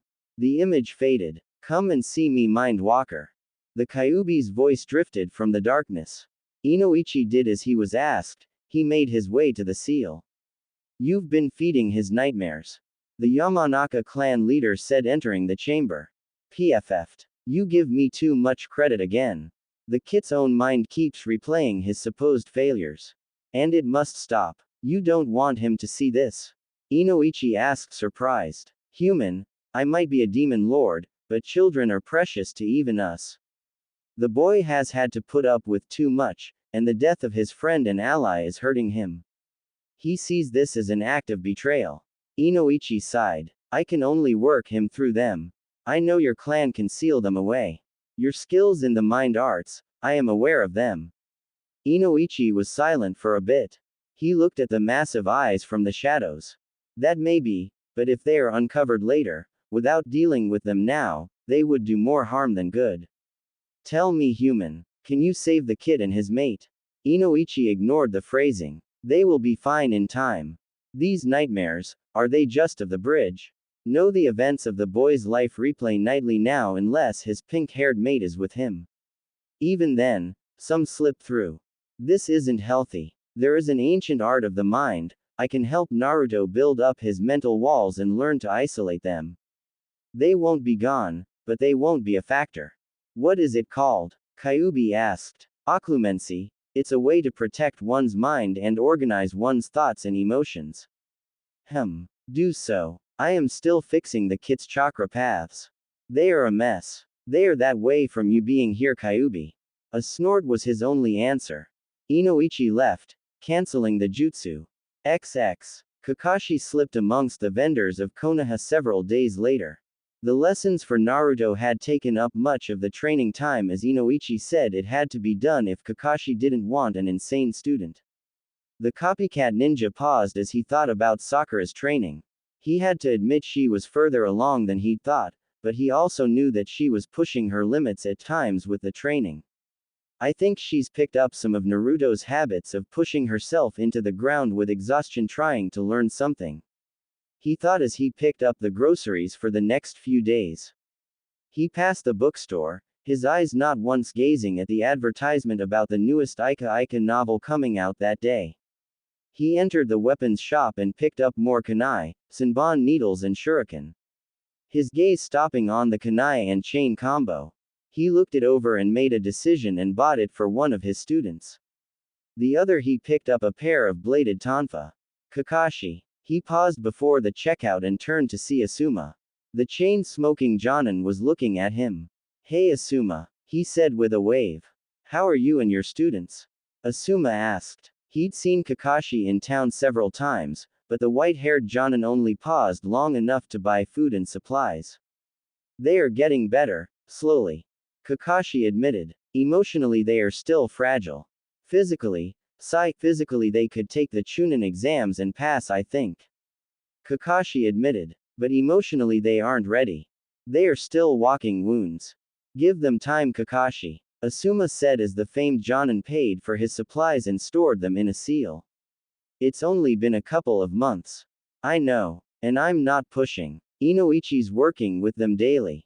I think he sees my team more than he sees his own family. Asuma snorted at that. Ino wants to apologize. She's had time to think of her actions that day and she's come to realize that she was in the wrong. Inoichi's mentioned that. He's told me both Naruto and Sakura are leery of coming back or seeing anyone else yet. You see the old man yet? Asuma asked, changing the subject. Yes. I never realized how much Naruto kept the third spirits raised. Kakashi admitted. The whole village has been too quiet without his pranks or his presence. My nephew has been going spar over his idol not being here. Asuma flicked his cigarette aside and pulled out a new one. What about you Kakashi? What about me what? Don't give me that. You've not been the same either since the Uchiha's death. You brood so much, even Guy has thought about buying you those horrible books and sitting you down and reading them out loud to you. Sigh, I don't have the luxury of that anymore. I messed up big. Kakashi looked up at the Hokage monument from where they could see it on the street. I was more interested in my books than making sure my students were properly trained, and don't look at me like that Asuma. I taught them only one thing the entire time I had all three of them. I taught them tree climbing, and that was during the mission in Wave. Kakashi kicked a stone. I ed up so badly, 2 of my students were maimed and a third was killed. My arrogance cost the client's life. I had been too busy bragging that when Sasuke died I was shocked at the ferocity of Naruto that Zabuza slipped past me and after kicking Sakura aside, he killed the client. Kakashi. Don't. Until I've made up for my sins to my team, I won't ever touch Ika again. Asuma watched him walk away. Sigh, let your friends in Kakashi. You keep bottling it up like this and you'll kill yourself. XX. Naruto and Sakura were practicing taijutsu. Each was given scrolls and a style to learn from Kakashi. He had them use their Sharingans to copy the base formats. Naruto's style was a combination of the Dragon Fist and Capoeira. The Dragon Fist Kakashi told him was the style of the 4th Hokage. The Capoeira he told Naruto was from the Uzumaki clan. Sakura was a blend of Kenpo and Capoeira. It was during this practice that Inoichi was watching them. He saw how they moved, together. How are they doing? Inoichi looked over his shoulder. Shopping done early? He asked Kakashi, who materialized in the middle of the room. Something like that. It looks like a dance. Inoichi said, looking back at the pair. It is. The capoeira is. I know. It's just the 2 of them together. It looks perfect, fluid. Inoichi said, cutting off the explanation. Naruto was bobbing and weaving as Sakura was doing a handstand and spinning, her feet just inches from Naruto. I picked up newer weapons for them. How's Naruto's lessons? Kakashi asked. He's doing well. The fox is helping, which worries me. Why? What's happening? Kakashi asked. The fox is worried that if Naruto isn't healed it will lead to self-termination. Inoichi sighed. Every time we've separated them, he looked down. Something is wrong Kakashi. Every damn time we separate them for long periods they get worse. It takes days to heal the sleep damage. It's like. Kakashi sighed. The Sharingan. It's killing them. What do you mean? Inoichi asked, rounding on the other man. It was something I've been afraid of, and have been avoiding. I need to speak with the Hokage. Could you keep an eye on them, and tell them dinner's on the counter? It's just cold sandwiches, I'm afraid. Kakashi was gone before Inoichi could say anything. Damn it. He sighed. It makes sense, however. He mutters. The time Naruto shushined. He doesn't know how, but his body did it to get to Sakura before she got hurt. He thought, remembering the incident from before. He watched as the taijutsu practice broke down to a game of tag, and soon the pair of genin fell into the pond with a splash, both laughing, neither aware of the problems on the horizon. Kakashi. Sarutobi said, surprised to see the Jonin again so soon after his report. We have a problem. What do you mean? Are Naruto and Sakura alright? The Hokage asked. That's, Kakashi said and looked at the chair. Sit. Explain. The Hokage said. Do you remember when I got my eye? Kakashi asked after a moment of silence. Yes. Do you remember when I had to spend a month with the Uchiha? Sarutobi paled. Please tell me you don't mean. I'm afraid so. My own eye isn't up to the task. Kakashi said. The implanted Sharingan is slowly killing Sakura, and driving Naruto mad. Sarutobi sighed. This is why I hate transplanting Kekai Genkais. He muttered. Are you sure there is no way to? No, sir. I've been working with Sakura for the whole time every day. Her max is 3 minutes and she's bedridden the next day and week. Naruto's nightmares are looping and pulling up everything that's ever happened to him. The only peace the two get is when they are together and touching, and even then, Naruto's nightmares are happening and he doesn't get a restful sleep. Sigh, what can we do, Kakashi? You're the only Sharingan user in Konoha. Sarutobi said as he reached for his pipe. The only one in Konoha? Yes. Sarutobi looked at Kakashi. You don't mean, sir? We need to bring the operative back. The assignment has gone on long enough. Bad enough we have to inform the operative about Sasuke's death. Sarutobi filled his pipe, put it to his mouth and lit it. He took several puffs and stood up, walked to the window. Silence filled the office. I should have you arrested for even having that information. He finally said. The operative told me when I caught up to him in Lightning Country while on a mission for Anbu. Kakashi admitted. I've kept quiet about it all this time, my lord, but now I can't as the lives and sanity of my remaining students are on the line. Sarutobi remained quiet. I informed the council of the transplants. He finally said. They were not pleased hearing Naruto has it. Well, another transplant will destroy it. Kakashi said. Makoto, when she checked on mine, told me about it. Kakashi thought of Sasuke's mother, who had been a doctor. Fugaku was not pleased. Sarutobi snorted as he remembered the leader of the Uchiha clan storming into Minato's office at the time and demanding Kakashi either be killed or his eye removed. The Hirishin had put an end to that and the Uchiha left the office with soiled robes. Lord Hokage, we need the operative back. We need a fully functioning Sharingan to complete the bonding. If we don't, my students will die. XX. Naruto. Said Blonde was laughing as he leapt around while the pink-haired Kunoichi chased him. Come on, Sakura-chan, it was funny. I'll show you funny. Stand still so I can hit you. Inoichi watched the pair as they raced around the training area. They'd left the water and Naruto had said something he couldn't hear, which prompted a blush he could see from the house from Sakura, and then the chase. Tomorrow Ino's coming to visit. I hope she really meant what she said. I can't let them fall back now. He thought as he watched Naruto run up a tree and Sakura on his heels. He had to admit, in the time since they'd been training, the pink-haired girl had improved by leaps and bounds. Her big hang-up was the Sharingan. She can't get past the time limit of 3 minutes, and then she's out for 24 hours.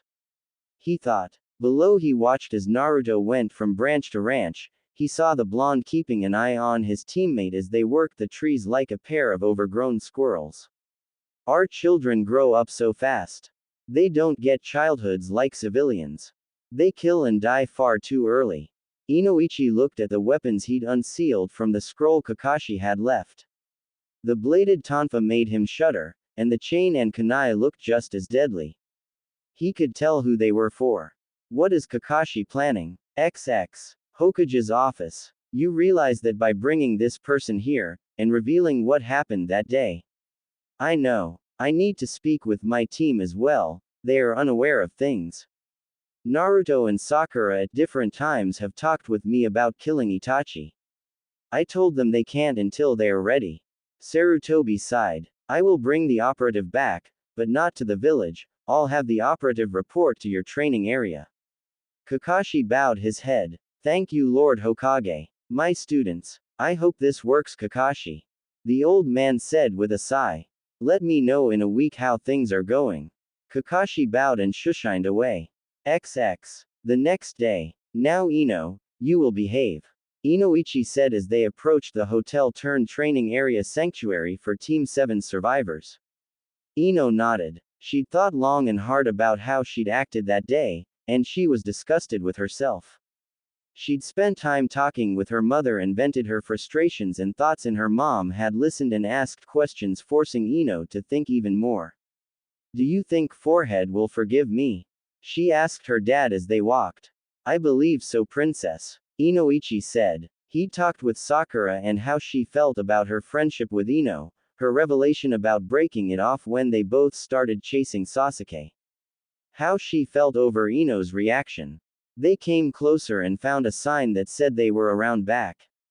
What's that mean? Ino asked. Kakashi's got them training. Inoichi said. The Yamanakas walked around the side and found Naruto doing a handstand on water with Sakura standing on his feet, or more to the point 1 foot, and going through several motions of blocking with a kunai, while Kakashi on the bank threw shuriken and kunai at her from different angles and maintaining her balance. Wow. That's cool. Ino said, which caused Naruto to look up and lose his focus, which dropped him and Sakura into the water, the pink-haired girl yelling, Naruto. As she hit the water, Kakashi sighed and slipped the weapons in his hand away. Inoichi, Ino, he said and gave them his U-shaped eye grin. You're early. Ino went to the edge of the water. Sorry about that, Forehead, she said. But that was cool. Sakura huffed as she climbed out of the pond. Naruto was apologizing as he flopped onto the bank and shook, which made Ino think of the Inuzuka dogs. It's okay, Naruto, it's why we were using the pond. Sakura sighed. You need the chakra control and I need to learn to concentrate. Ino's eyes were locked on the eye patch. I know, Pig. But I couldn't stand the headband like Kakashi-sensei and Naruto-kun here. Naruto came back with a towel and Sakura accepted it. You both really have. Ino swallowed. Sakura. Naruto, I want to apologize for how I behaved that day. It's okay, Pig. Sakura said. You were hurtin'. No, it's not alright. I've had time to think about how I behaved that day, and I'm disgusted with myself. She looked over to where her father was talking to Kakashi. So, Naruto wandered away, leaving the two girls to talk. She noticed Sakura's gaze moving towards where the blonde was standing on a tree trunk while going through a cata. What's up with you and the baka? Ino asked. Don't call him that, Sakura said with a snarl, her green eye flashing as she faced the other blonde. Don't you dare call him that. Ino blinked. But he is. Naruto's the dead last. Everyone knows. Ino didn't get any further as Sakura grabbed her by the front of her shirt and with a motion that seemed like practiced ease heaved the blonde girl into the pond. Ino landed with a scream and a splash. Sakura was walking on water towards her, a very pissed off expression on her face.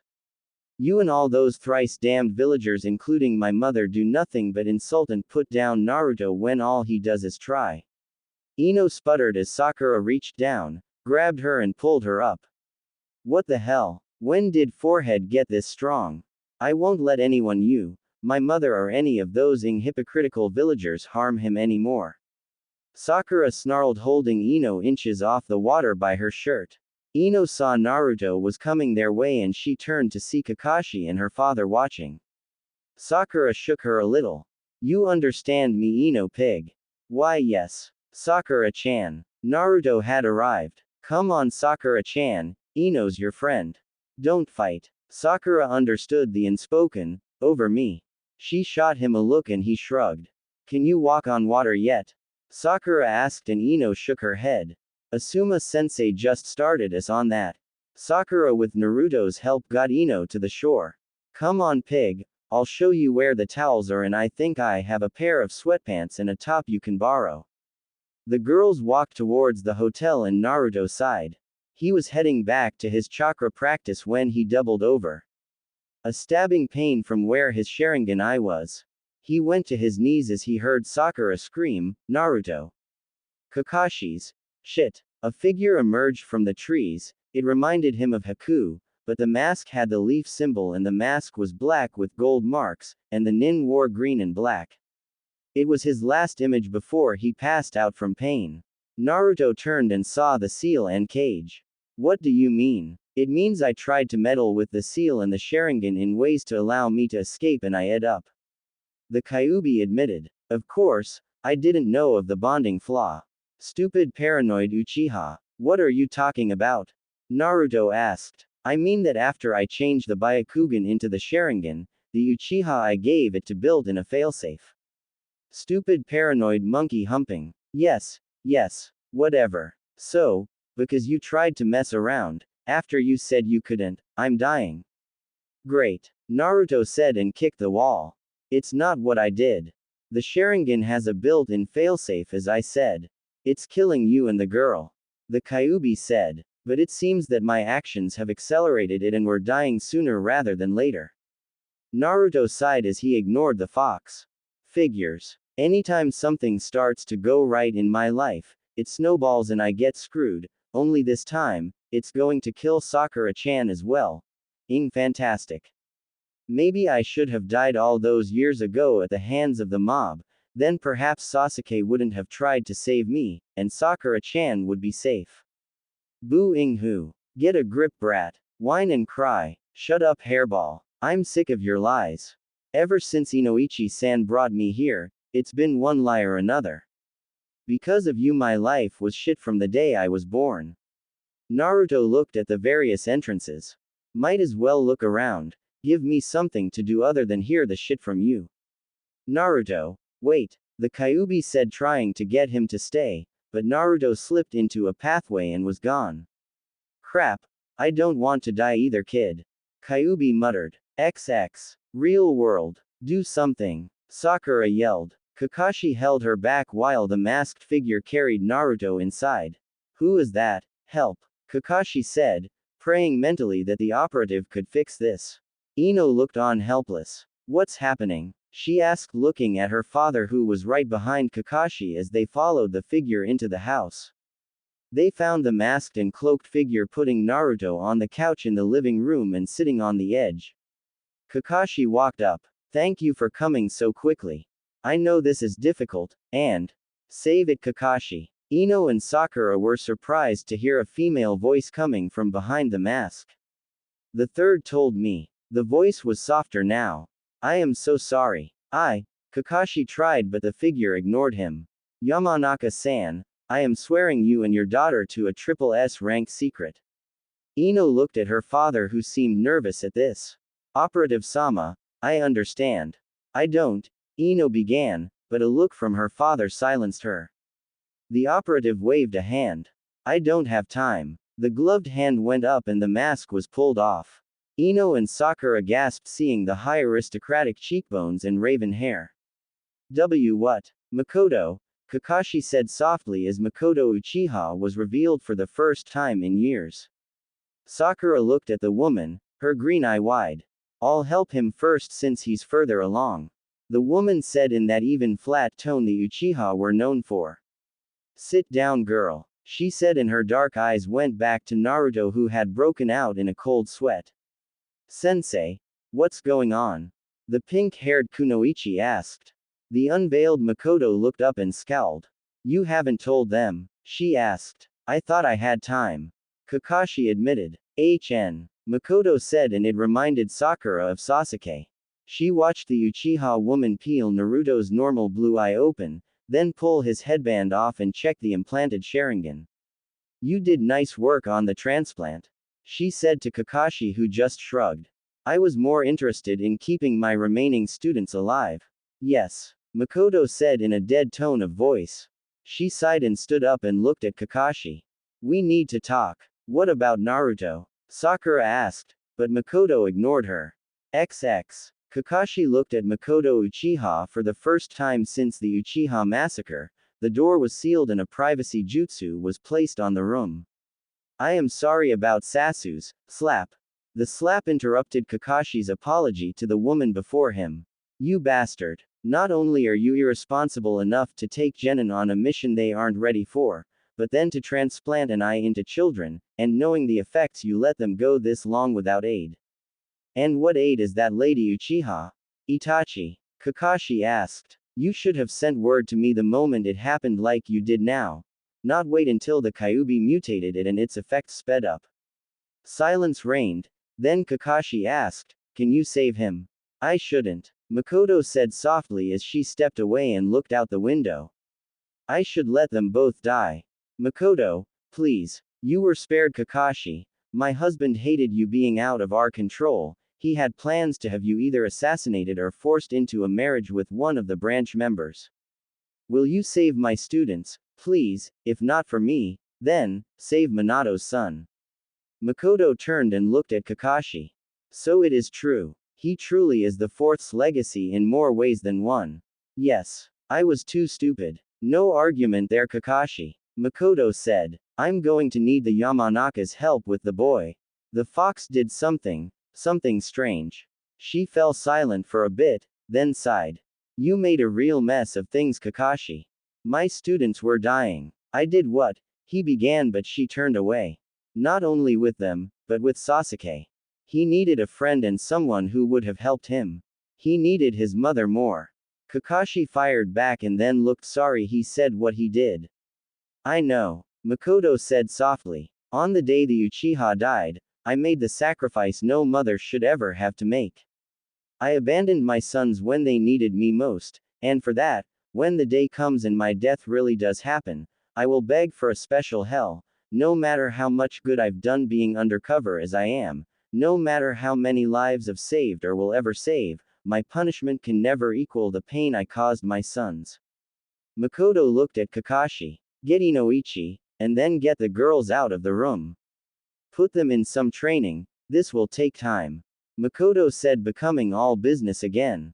Kakashi looked at the woman who helped save him when he got Obito's eye and he didn't see a ninja operative, he saw a broken woman who gave up everything.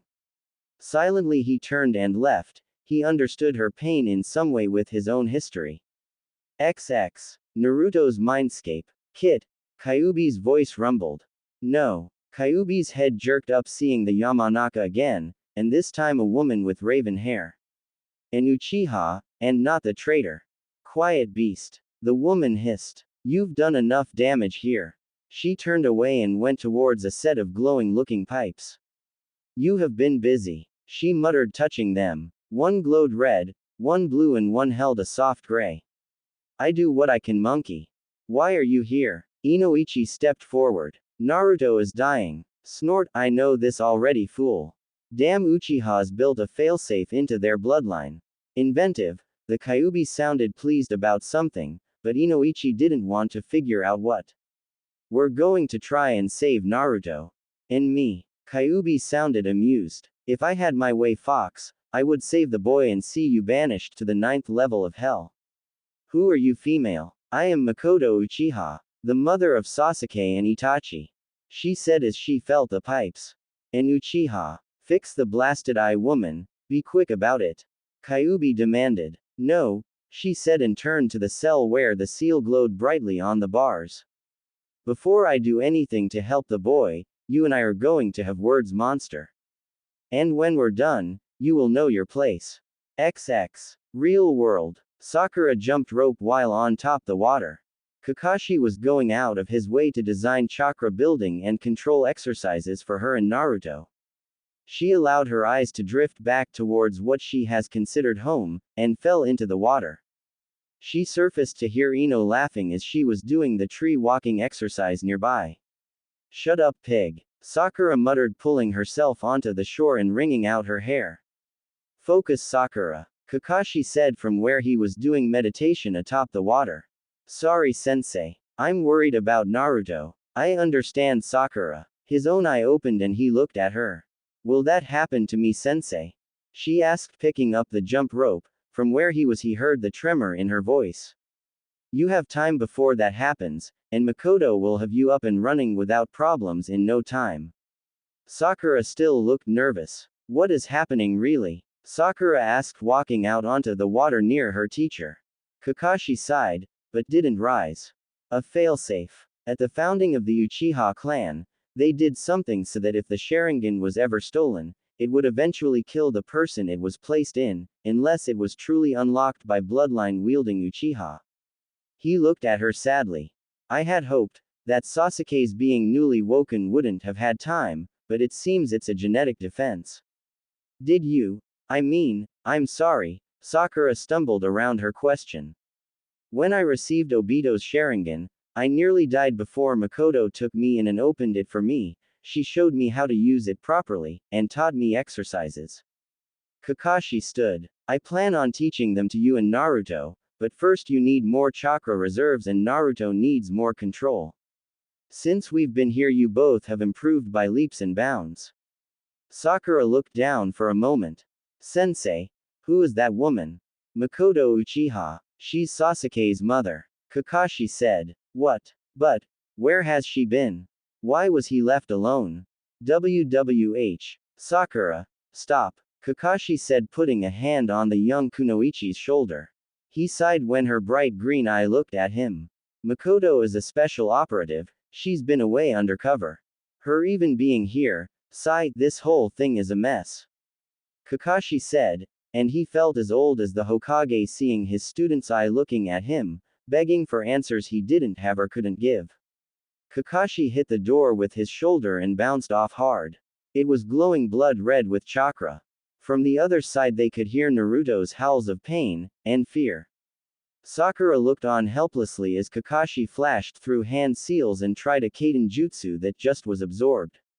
Ino stood next to Sakura. She had taken longer and finally got there to see the Jonin bounce off the sealed door a second time.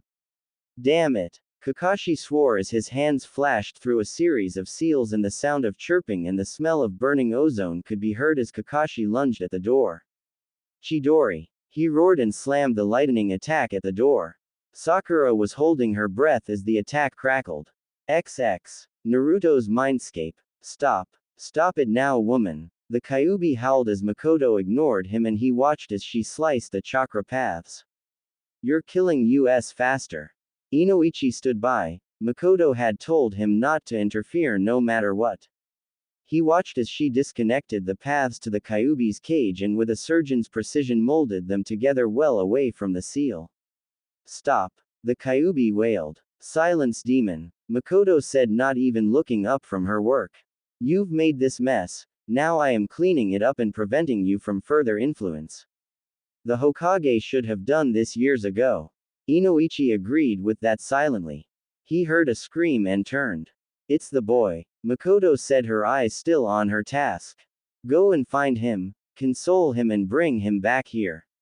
Inoichi nodded to the Uchiha woman and using what he knew of mind arts he sought out Naruto.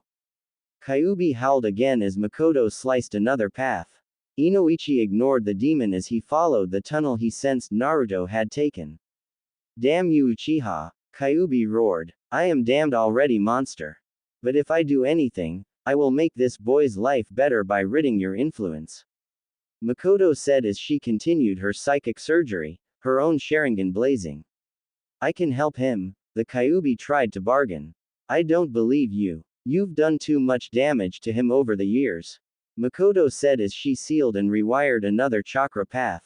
The Kyuubi sighed as he studied the paths she was leaving. If you're wondering what I'm doing, Makoto started speaking and the Kyuubi felt that he'd pissed off the wrong woman as she continued her work, telling him how it was going to be from now on, and that she would explain it to the boy. XX. Inoichi followed the screams of pain and he finally found Naruto near a pool. It was a memory reserve. Naruto. He said, kneeling next to the boy whose back was arched in pain as another wave of pain lanced through him. Naruto, focus on my voice. Inoichi said, taking the younger blonde's hand. It's not real. He said. Kami, the boy shouldn't be feeling what Makoto is doing. the Yamanaka clan head thought as he watched as chakra swirled around the boy. It hurts. Naruto hissed. Inoichi picked him up and rushed back to the Kyuubi's chamber. XX. Real world. Kakashi backed away and looked at his hand. He'd poured a lot of chakra into that last Chidori, his hand was blistered. His eye studied the door and he saw that it hadn't made a difference. I need to get through this, he thought, preparing for another shot with the Chidori. He knew his chakra reserves were running low already. I don't care what happens to me. I need to check on my student. He thought, not liking the feeling of the red chakra. Sensei. He turned to see Sakura go to her knees, her hands covering the area where her own Sharingan was. Somethings. Sakura slumped to the floor unconscious. Sakura. Ino yelled and rolled her friend onto her back. Kakashi was there. Damn it. He cursed, realizing that Sakura's own eye was shutting her down. He peeled off her eye patch and pulled his own headband off, revealing his own Sharingan. Hold on, Sakura. Please hold on. He kept repeating as he forced her eye open and tried to manipulate the Sharingan into a diagnostic cycle he'd learned all those years ago. What's happening? Ino asked. Her Sharingan is shutting her mind down and her body. Kakashi answered quickly. Come on, Sakura. Don't give up on me now. Finally her eye responded and he breathed a sigh. She going to be alright? Ino asked. For now. But we won't have long. Kakashi said, sitting back and covering his eye and Sakura's once more. That took the last of my chakra. I can't do more now, damn it. He thought. His eye turned to the door. Makoto, please hurry. Things have become more complicated. He thought. XX. Naruto's mindscape. Makoto looked up, seeing Inoichi carrying Naruto. What the hell? What you're doing here? He's feeling it. Inoichi said, laying the boy down. Makoto growled as she went back to work, ignoring the blonde's screams as she cut and welded new paths. I'm nearly done, she said. Kyuubi had fallen quiet and Inoichi peered in to see the fox panting and laying on its side. What happened? I severed several of the connections. The fox had been siphoning power from the boy. Expect him to have better control after this, as he won't be fighting every step of the way. Makoto said in a toneless voice that all Uchiha developed naturally, it seemed. Inoichi used several mental disciplines and pushed with his own chakra, trying to ease Naruto's pain. Keep him going, Yamanaka. I'm nearly done. Makoto said. I'm trying. Inoichi said as he felt the chakra enter Naruto. The mental representations brought a closer connection to chakra, and in the mind Inoichi and his clan could see how chakra moved in its various shades and colors. It was a skill he was looking forward to teaching Ino. If she ever focuses, she could be a damn fine ninja. The Yamanaka clan leader thought as he worked on easing the pain from the boy before him. Street stop.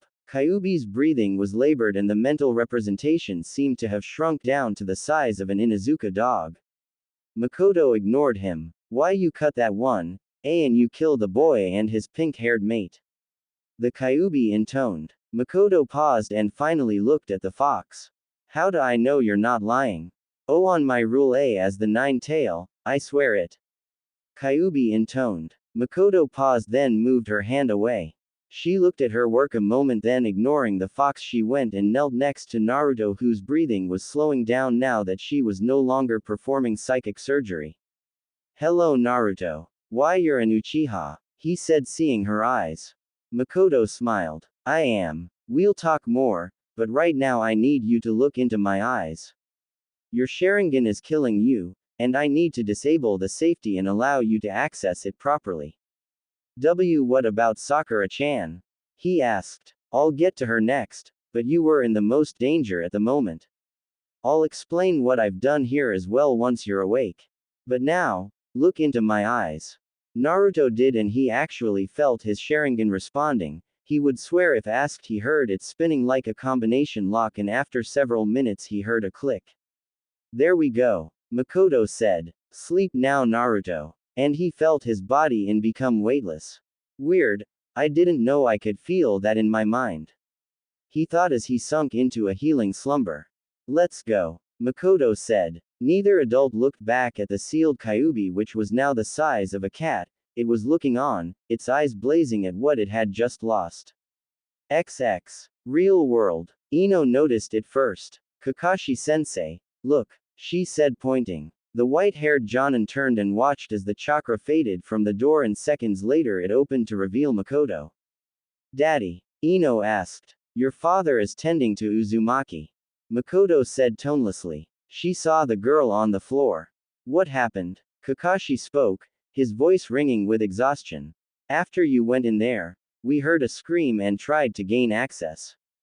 Soon after that Sakura's Sharingan started to cause her pain, it was like the time my own went into shutdown. I managed to trick it into a diagnostic run, but I'm out of chakra and keeping awake on willpower alone. Makoto nodded. Girl, help me get her to the couch with Naruto, I'll deal with her there. Ino and Makoto got Sakura onto the couch with Naruto. No one missed the blonde's arm wrapping around Sakura's midsection even in sleep. Makoto peeled the pink-haired girl's eye open and forced the Sharingan to lock on her own. Kakashi stood there watching and he saw Sakura's breathing speed up then slow down and Makoto smiled as she recovered the girl's eye and sat back. It's done, she intoned. Looking at Kakashi, they'll sleep till late tomorrow morning. She stood. There are spare rooms, Kakashi began. I need to speak with the Hokage. See you tomorrow Hatake. She said and left. Inoichi covered the sleeping teens and was glad to see color returning to Naruto's skin. I nearly lost them, Kakashi said. You didn't, Inoichi said. This time, Kakashi corrected him. Ino was silent as she watched her pink-haired friend. Her own mind was going a million thoughts a second at what she'd seen. She noticed how her friend in sleep turned over and snuggled into the blonde that held her. Damn it forehead, we have to talk. She thought. Kakashi said he was going to bed. Inoichi looked at his daughter. Ino, I'm going to stay here, I can send a message for Shikaku or Chozu to come and get you. Daddy, can I stay? I want to make sure Sakura is alright.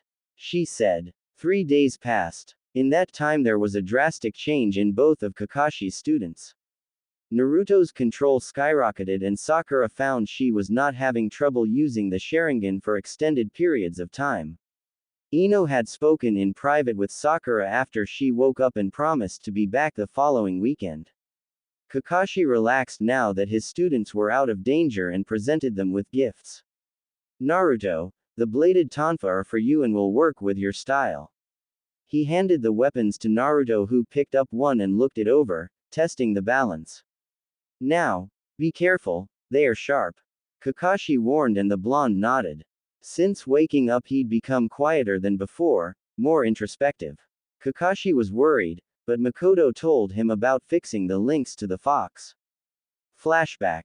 How? Makoto sat in the office at night, her mask was nearby. You never did realize that while the males of the Uchiha family would develop the Mangekyo Sharingan, the women developed their own eye.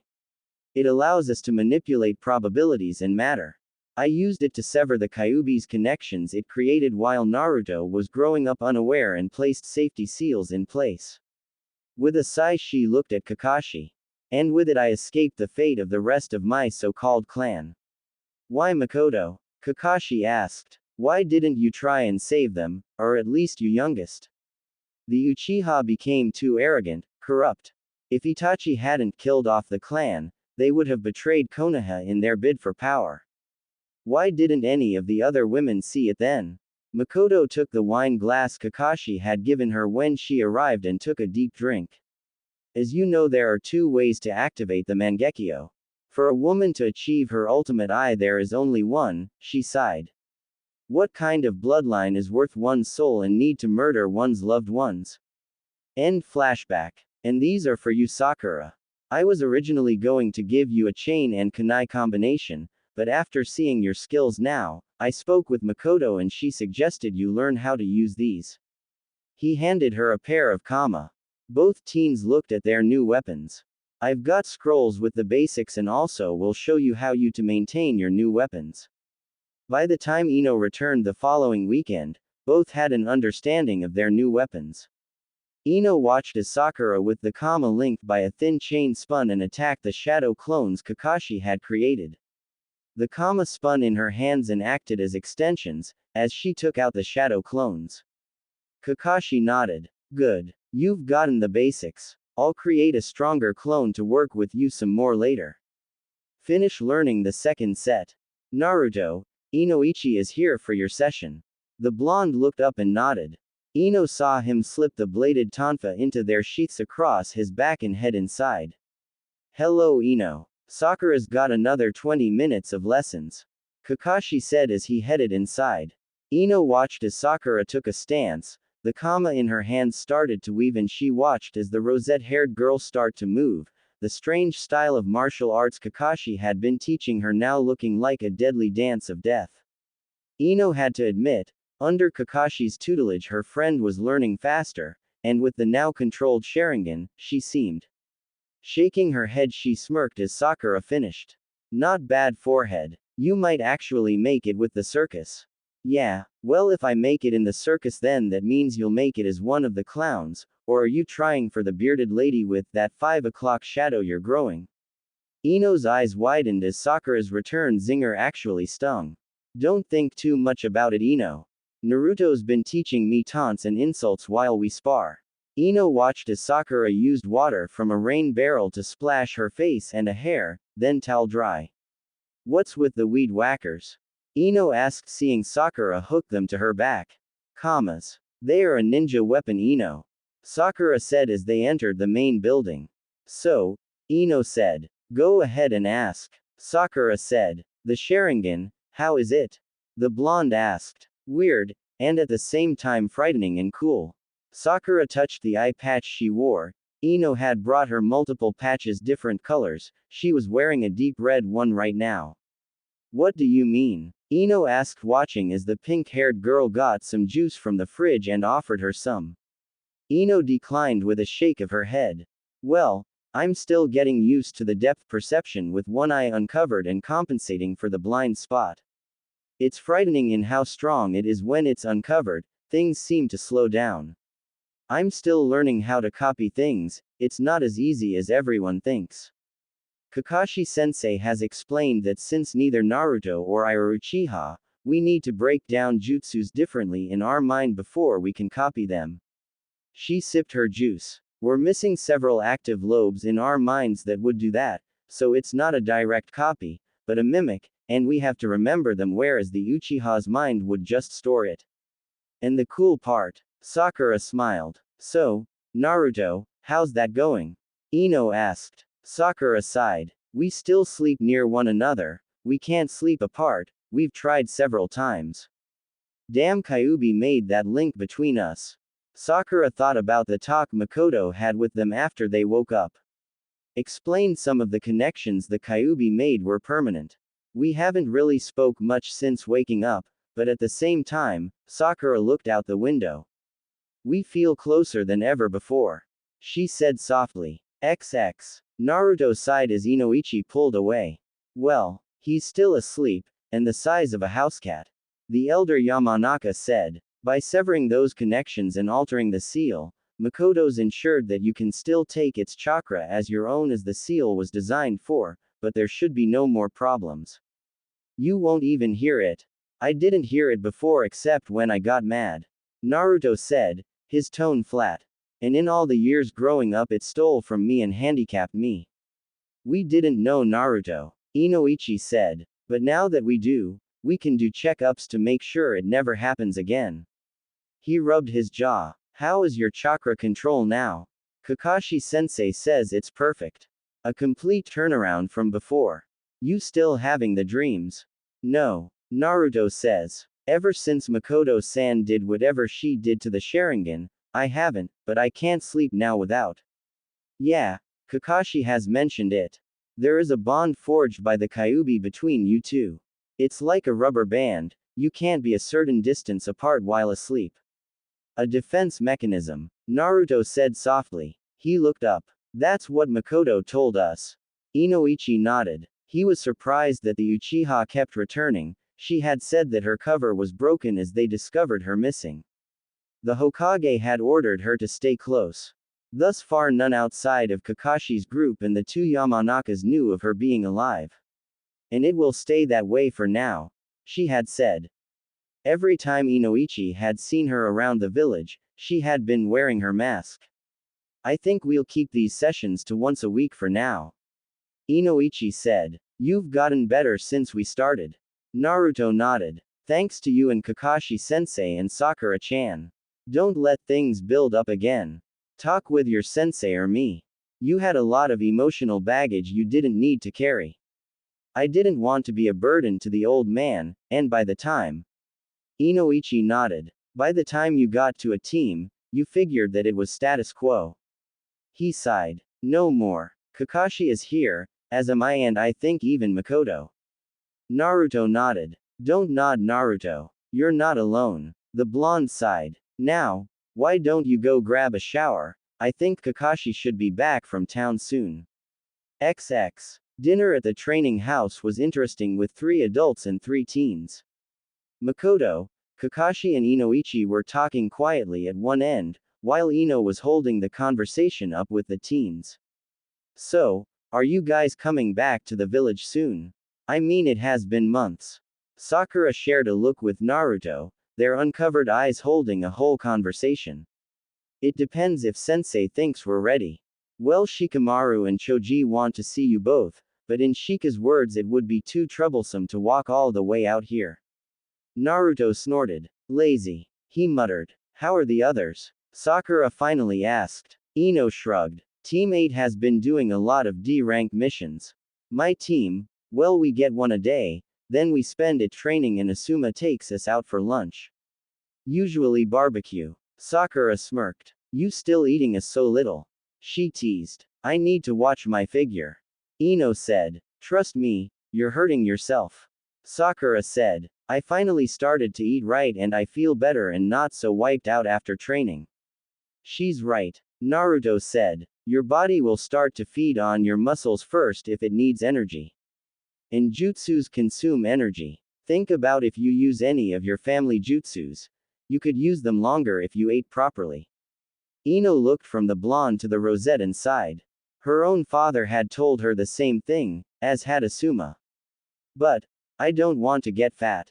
Ino whined. You won't. Sakura said. Ino, we're ninja. Our training alone ensures that. But Choji is fat and. The 3 paused as if they could hear a distant cry of, I'm not fat, I'm big-boned. Shaking her head she continued, and look how he eats. Ino, Choji's whole clan is like that. Their body is designed for their family jutsus. Look at Shikamaru. His family is designed for flexibility to use their shadows, while your family has strong mental capacity and your minds develop at an early age. Sakura said. Naruto nodded in agreement. Ino sighed and Sakura smiled as she slid a plate of food in front of her friend. I'll help design you a workout program. Ino nibbled on the chicken, which soon turned into a ravenous consumption. Naruto leaned over to Sakura and whispered, You'd think she hasn't eaten in a while. Probably hasn't. Sakura whispered back. The adults watched and Inoichi smiled in relief. There goes the dieting. Now maybe her mother can actually feed her properly again. As the meal was winding down, Kakashi cleared his throat.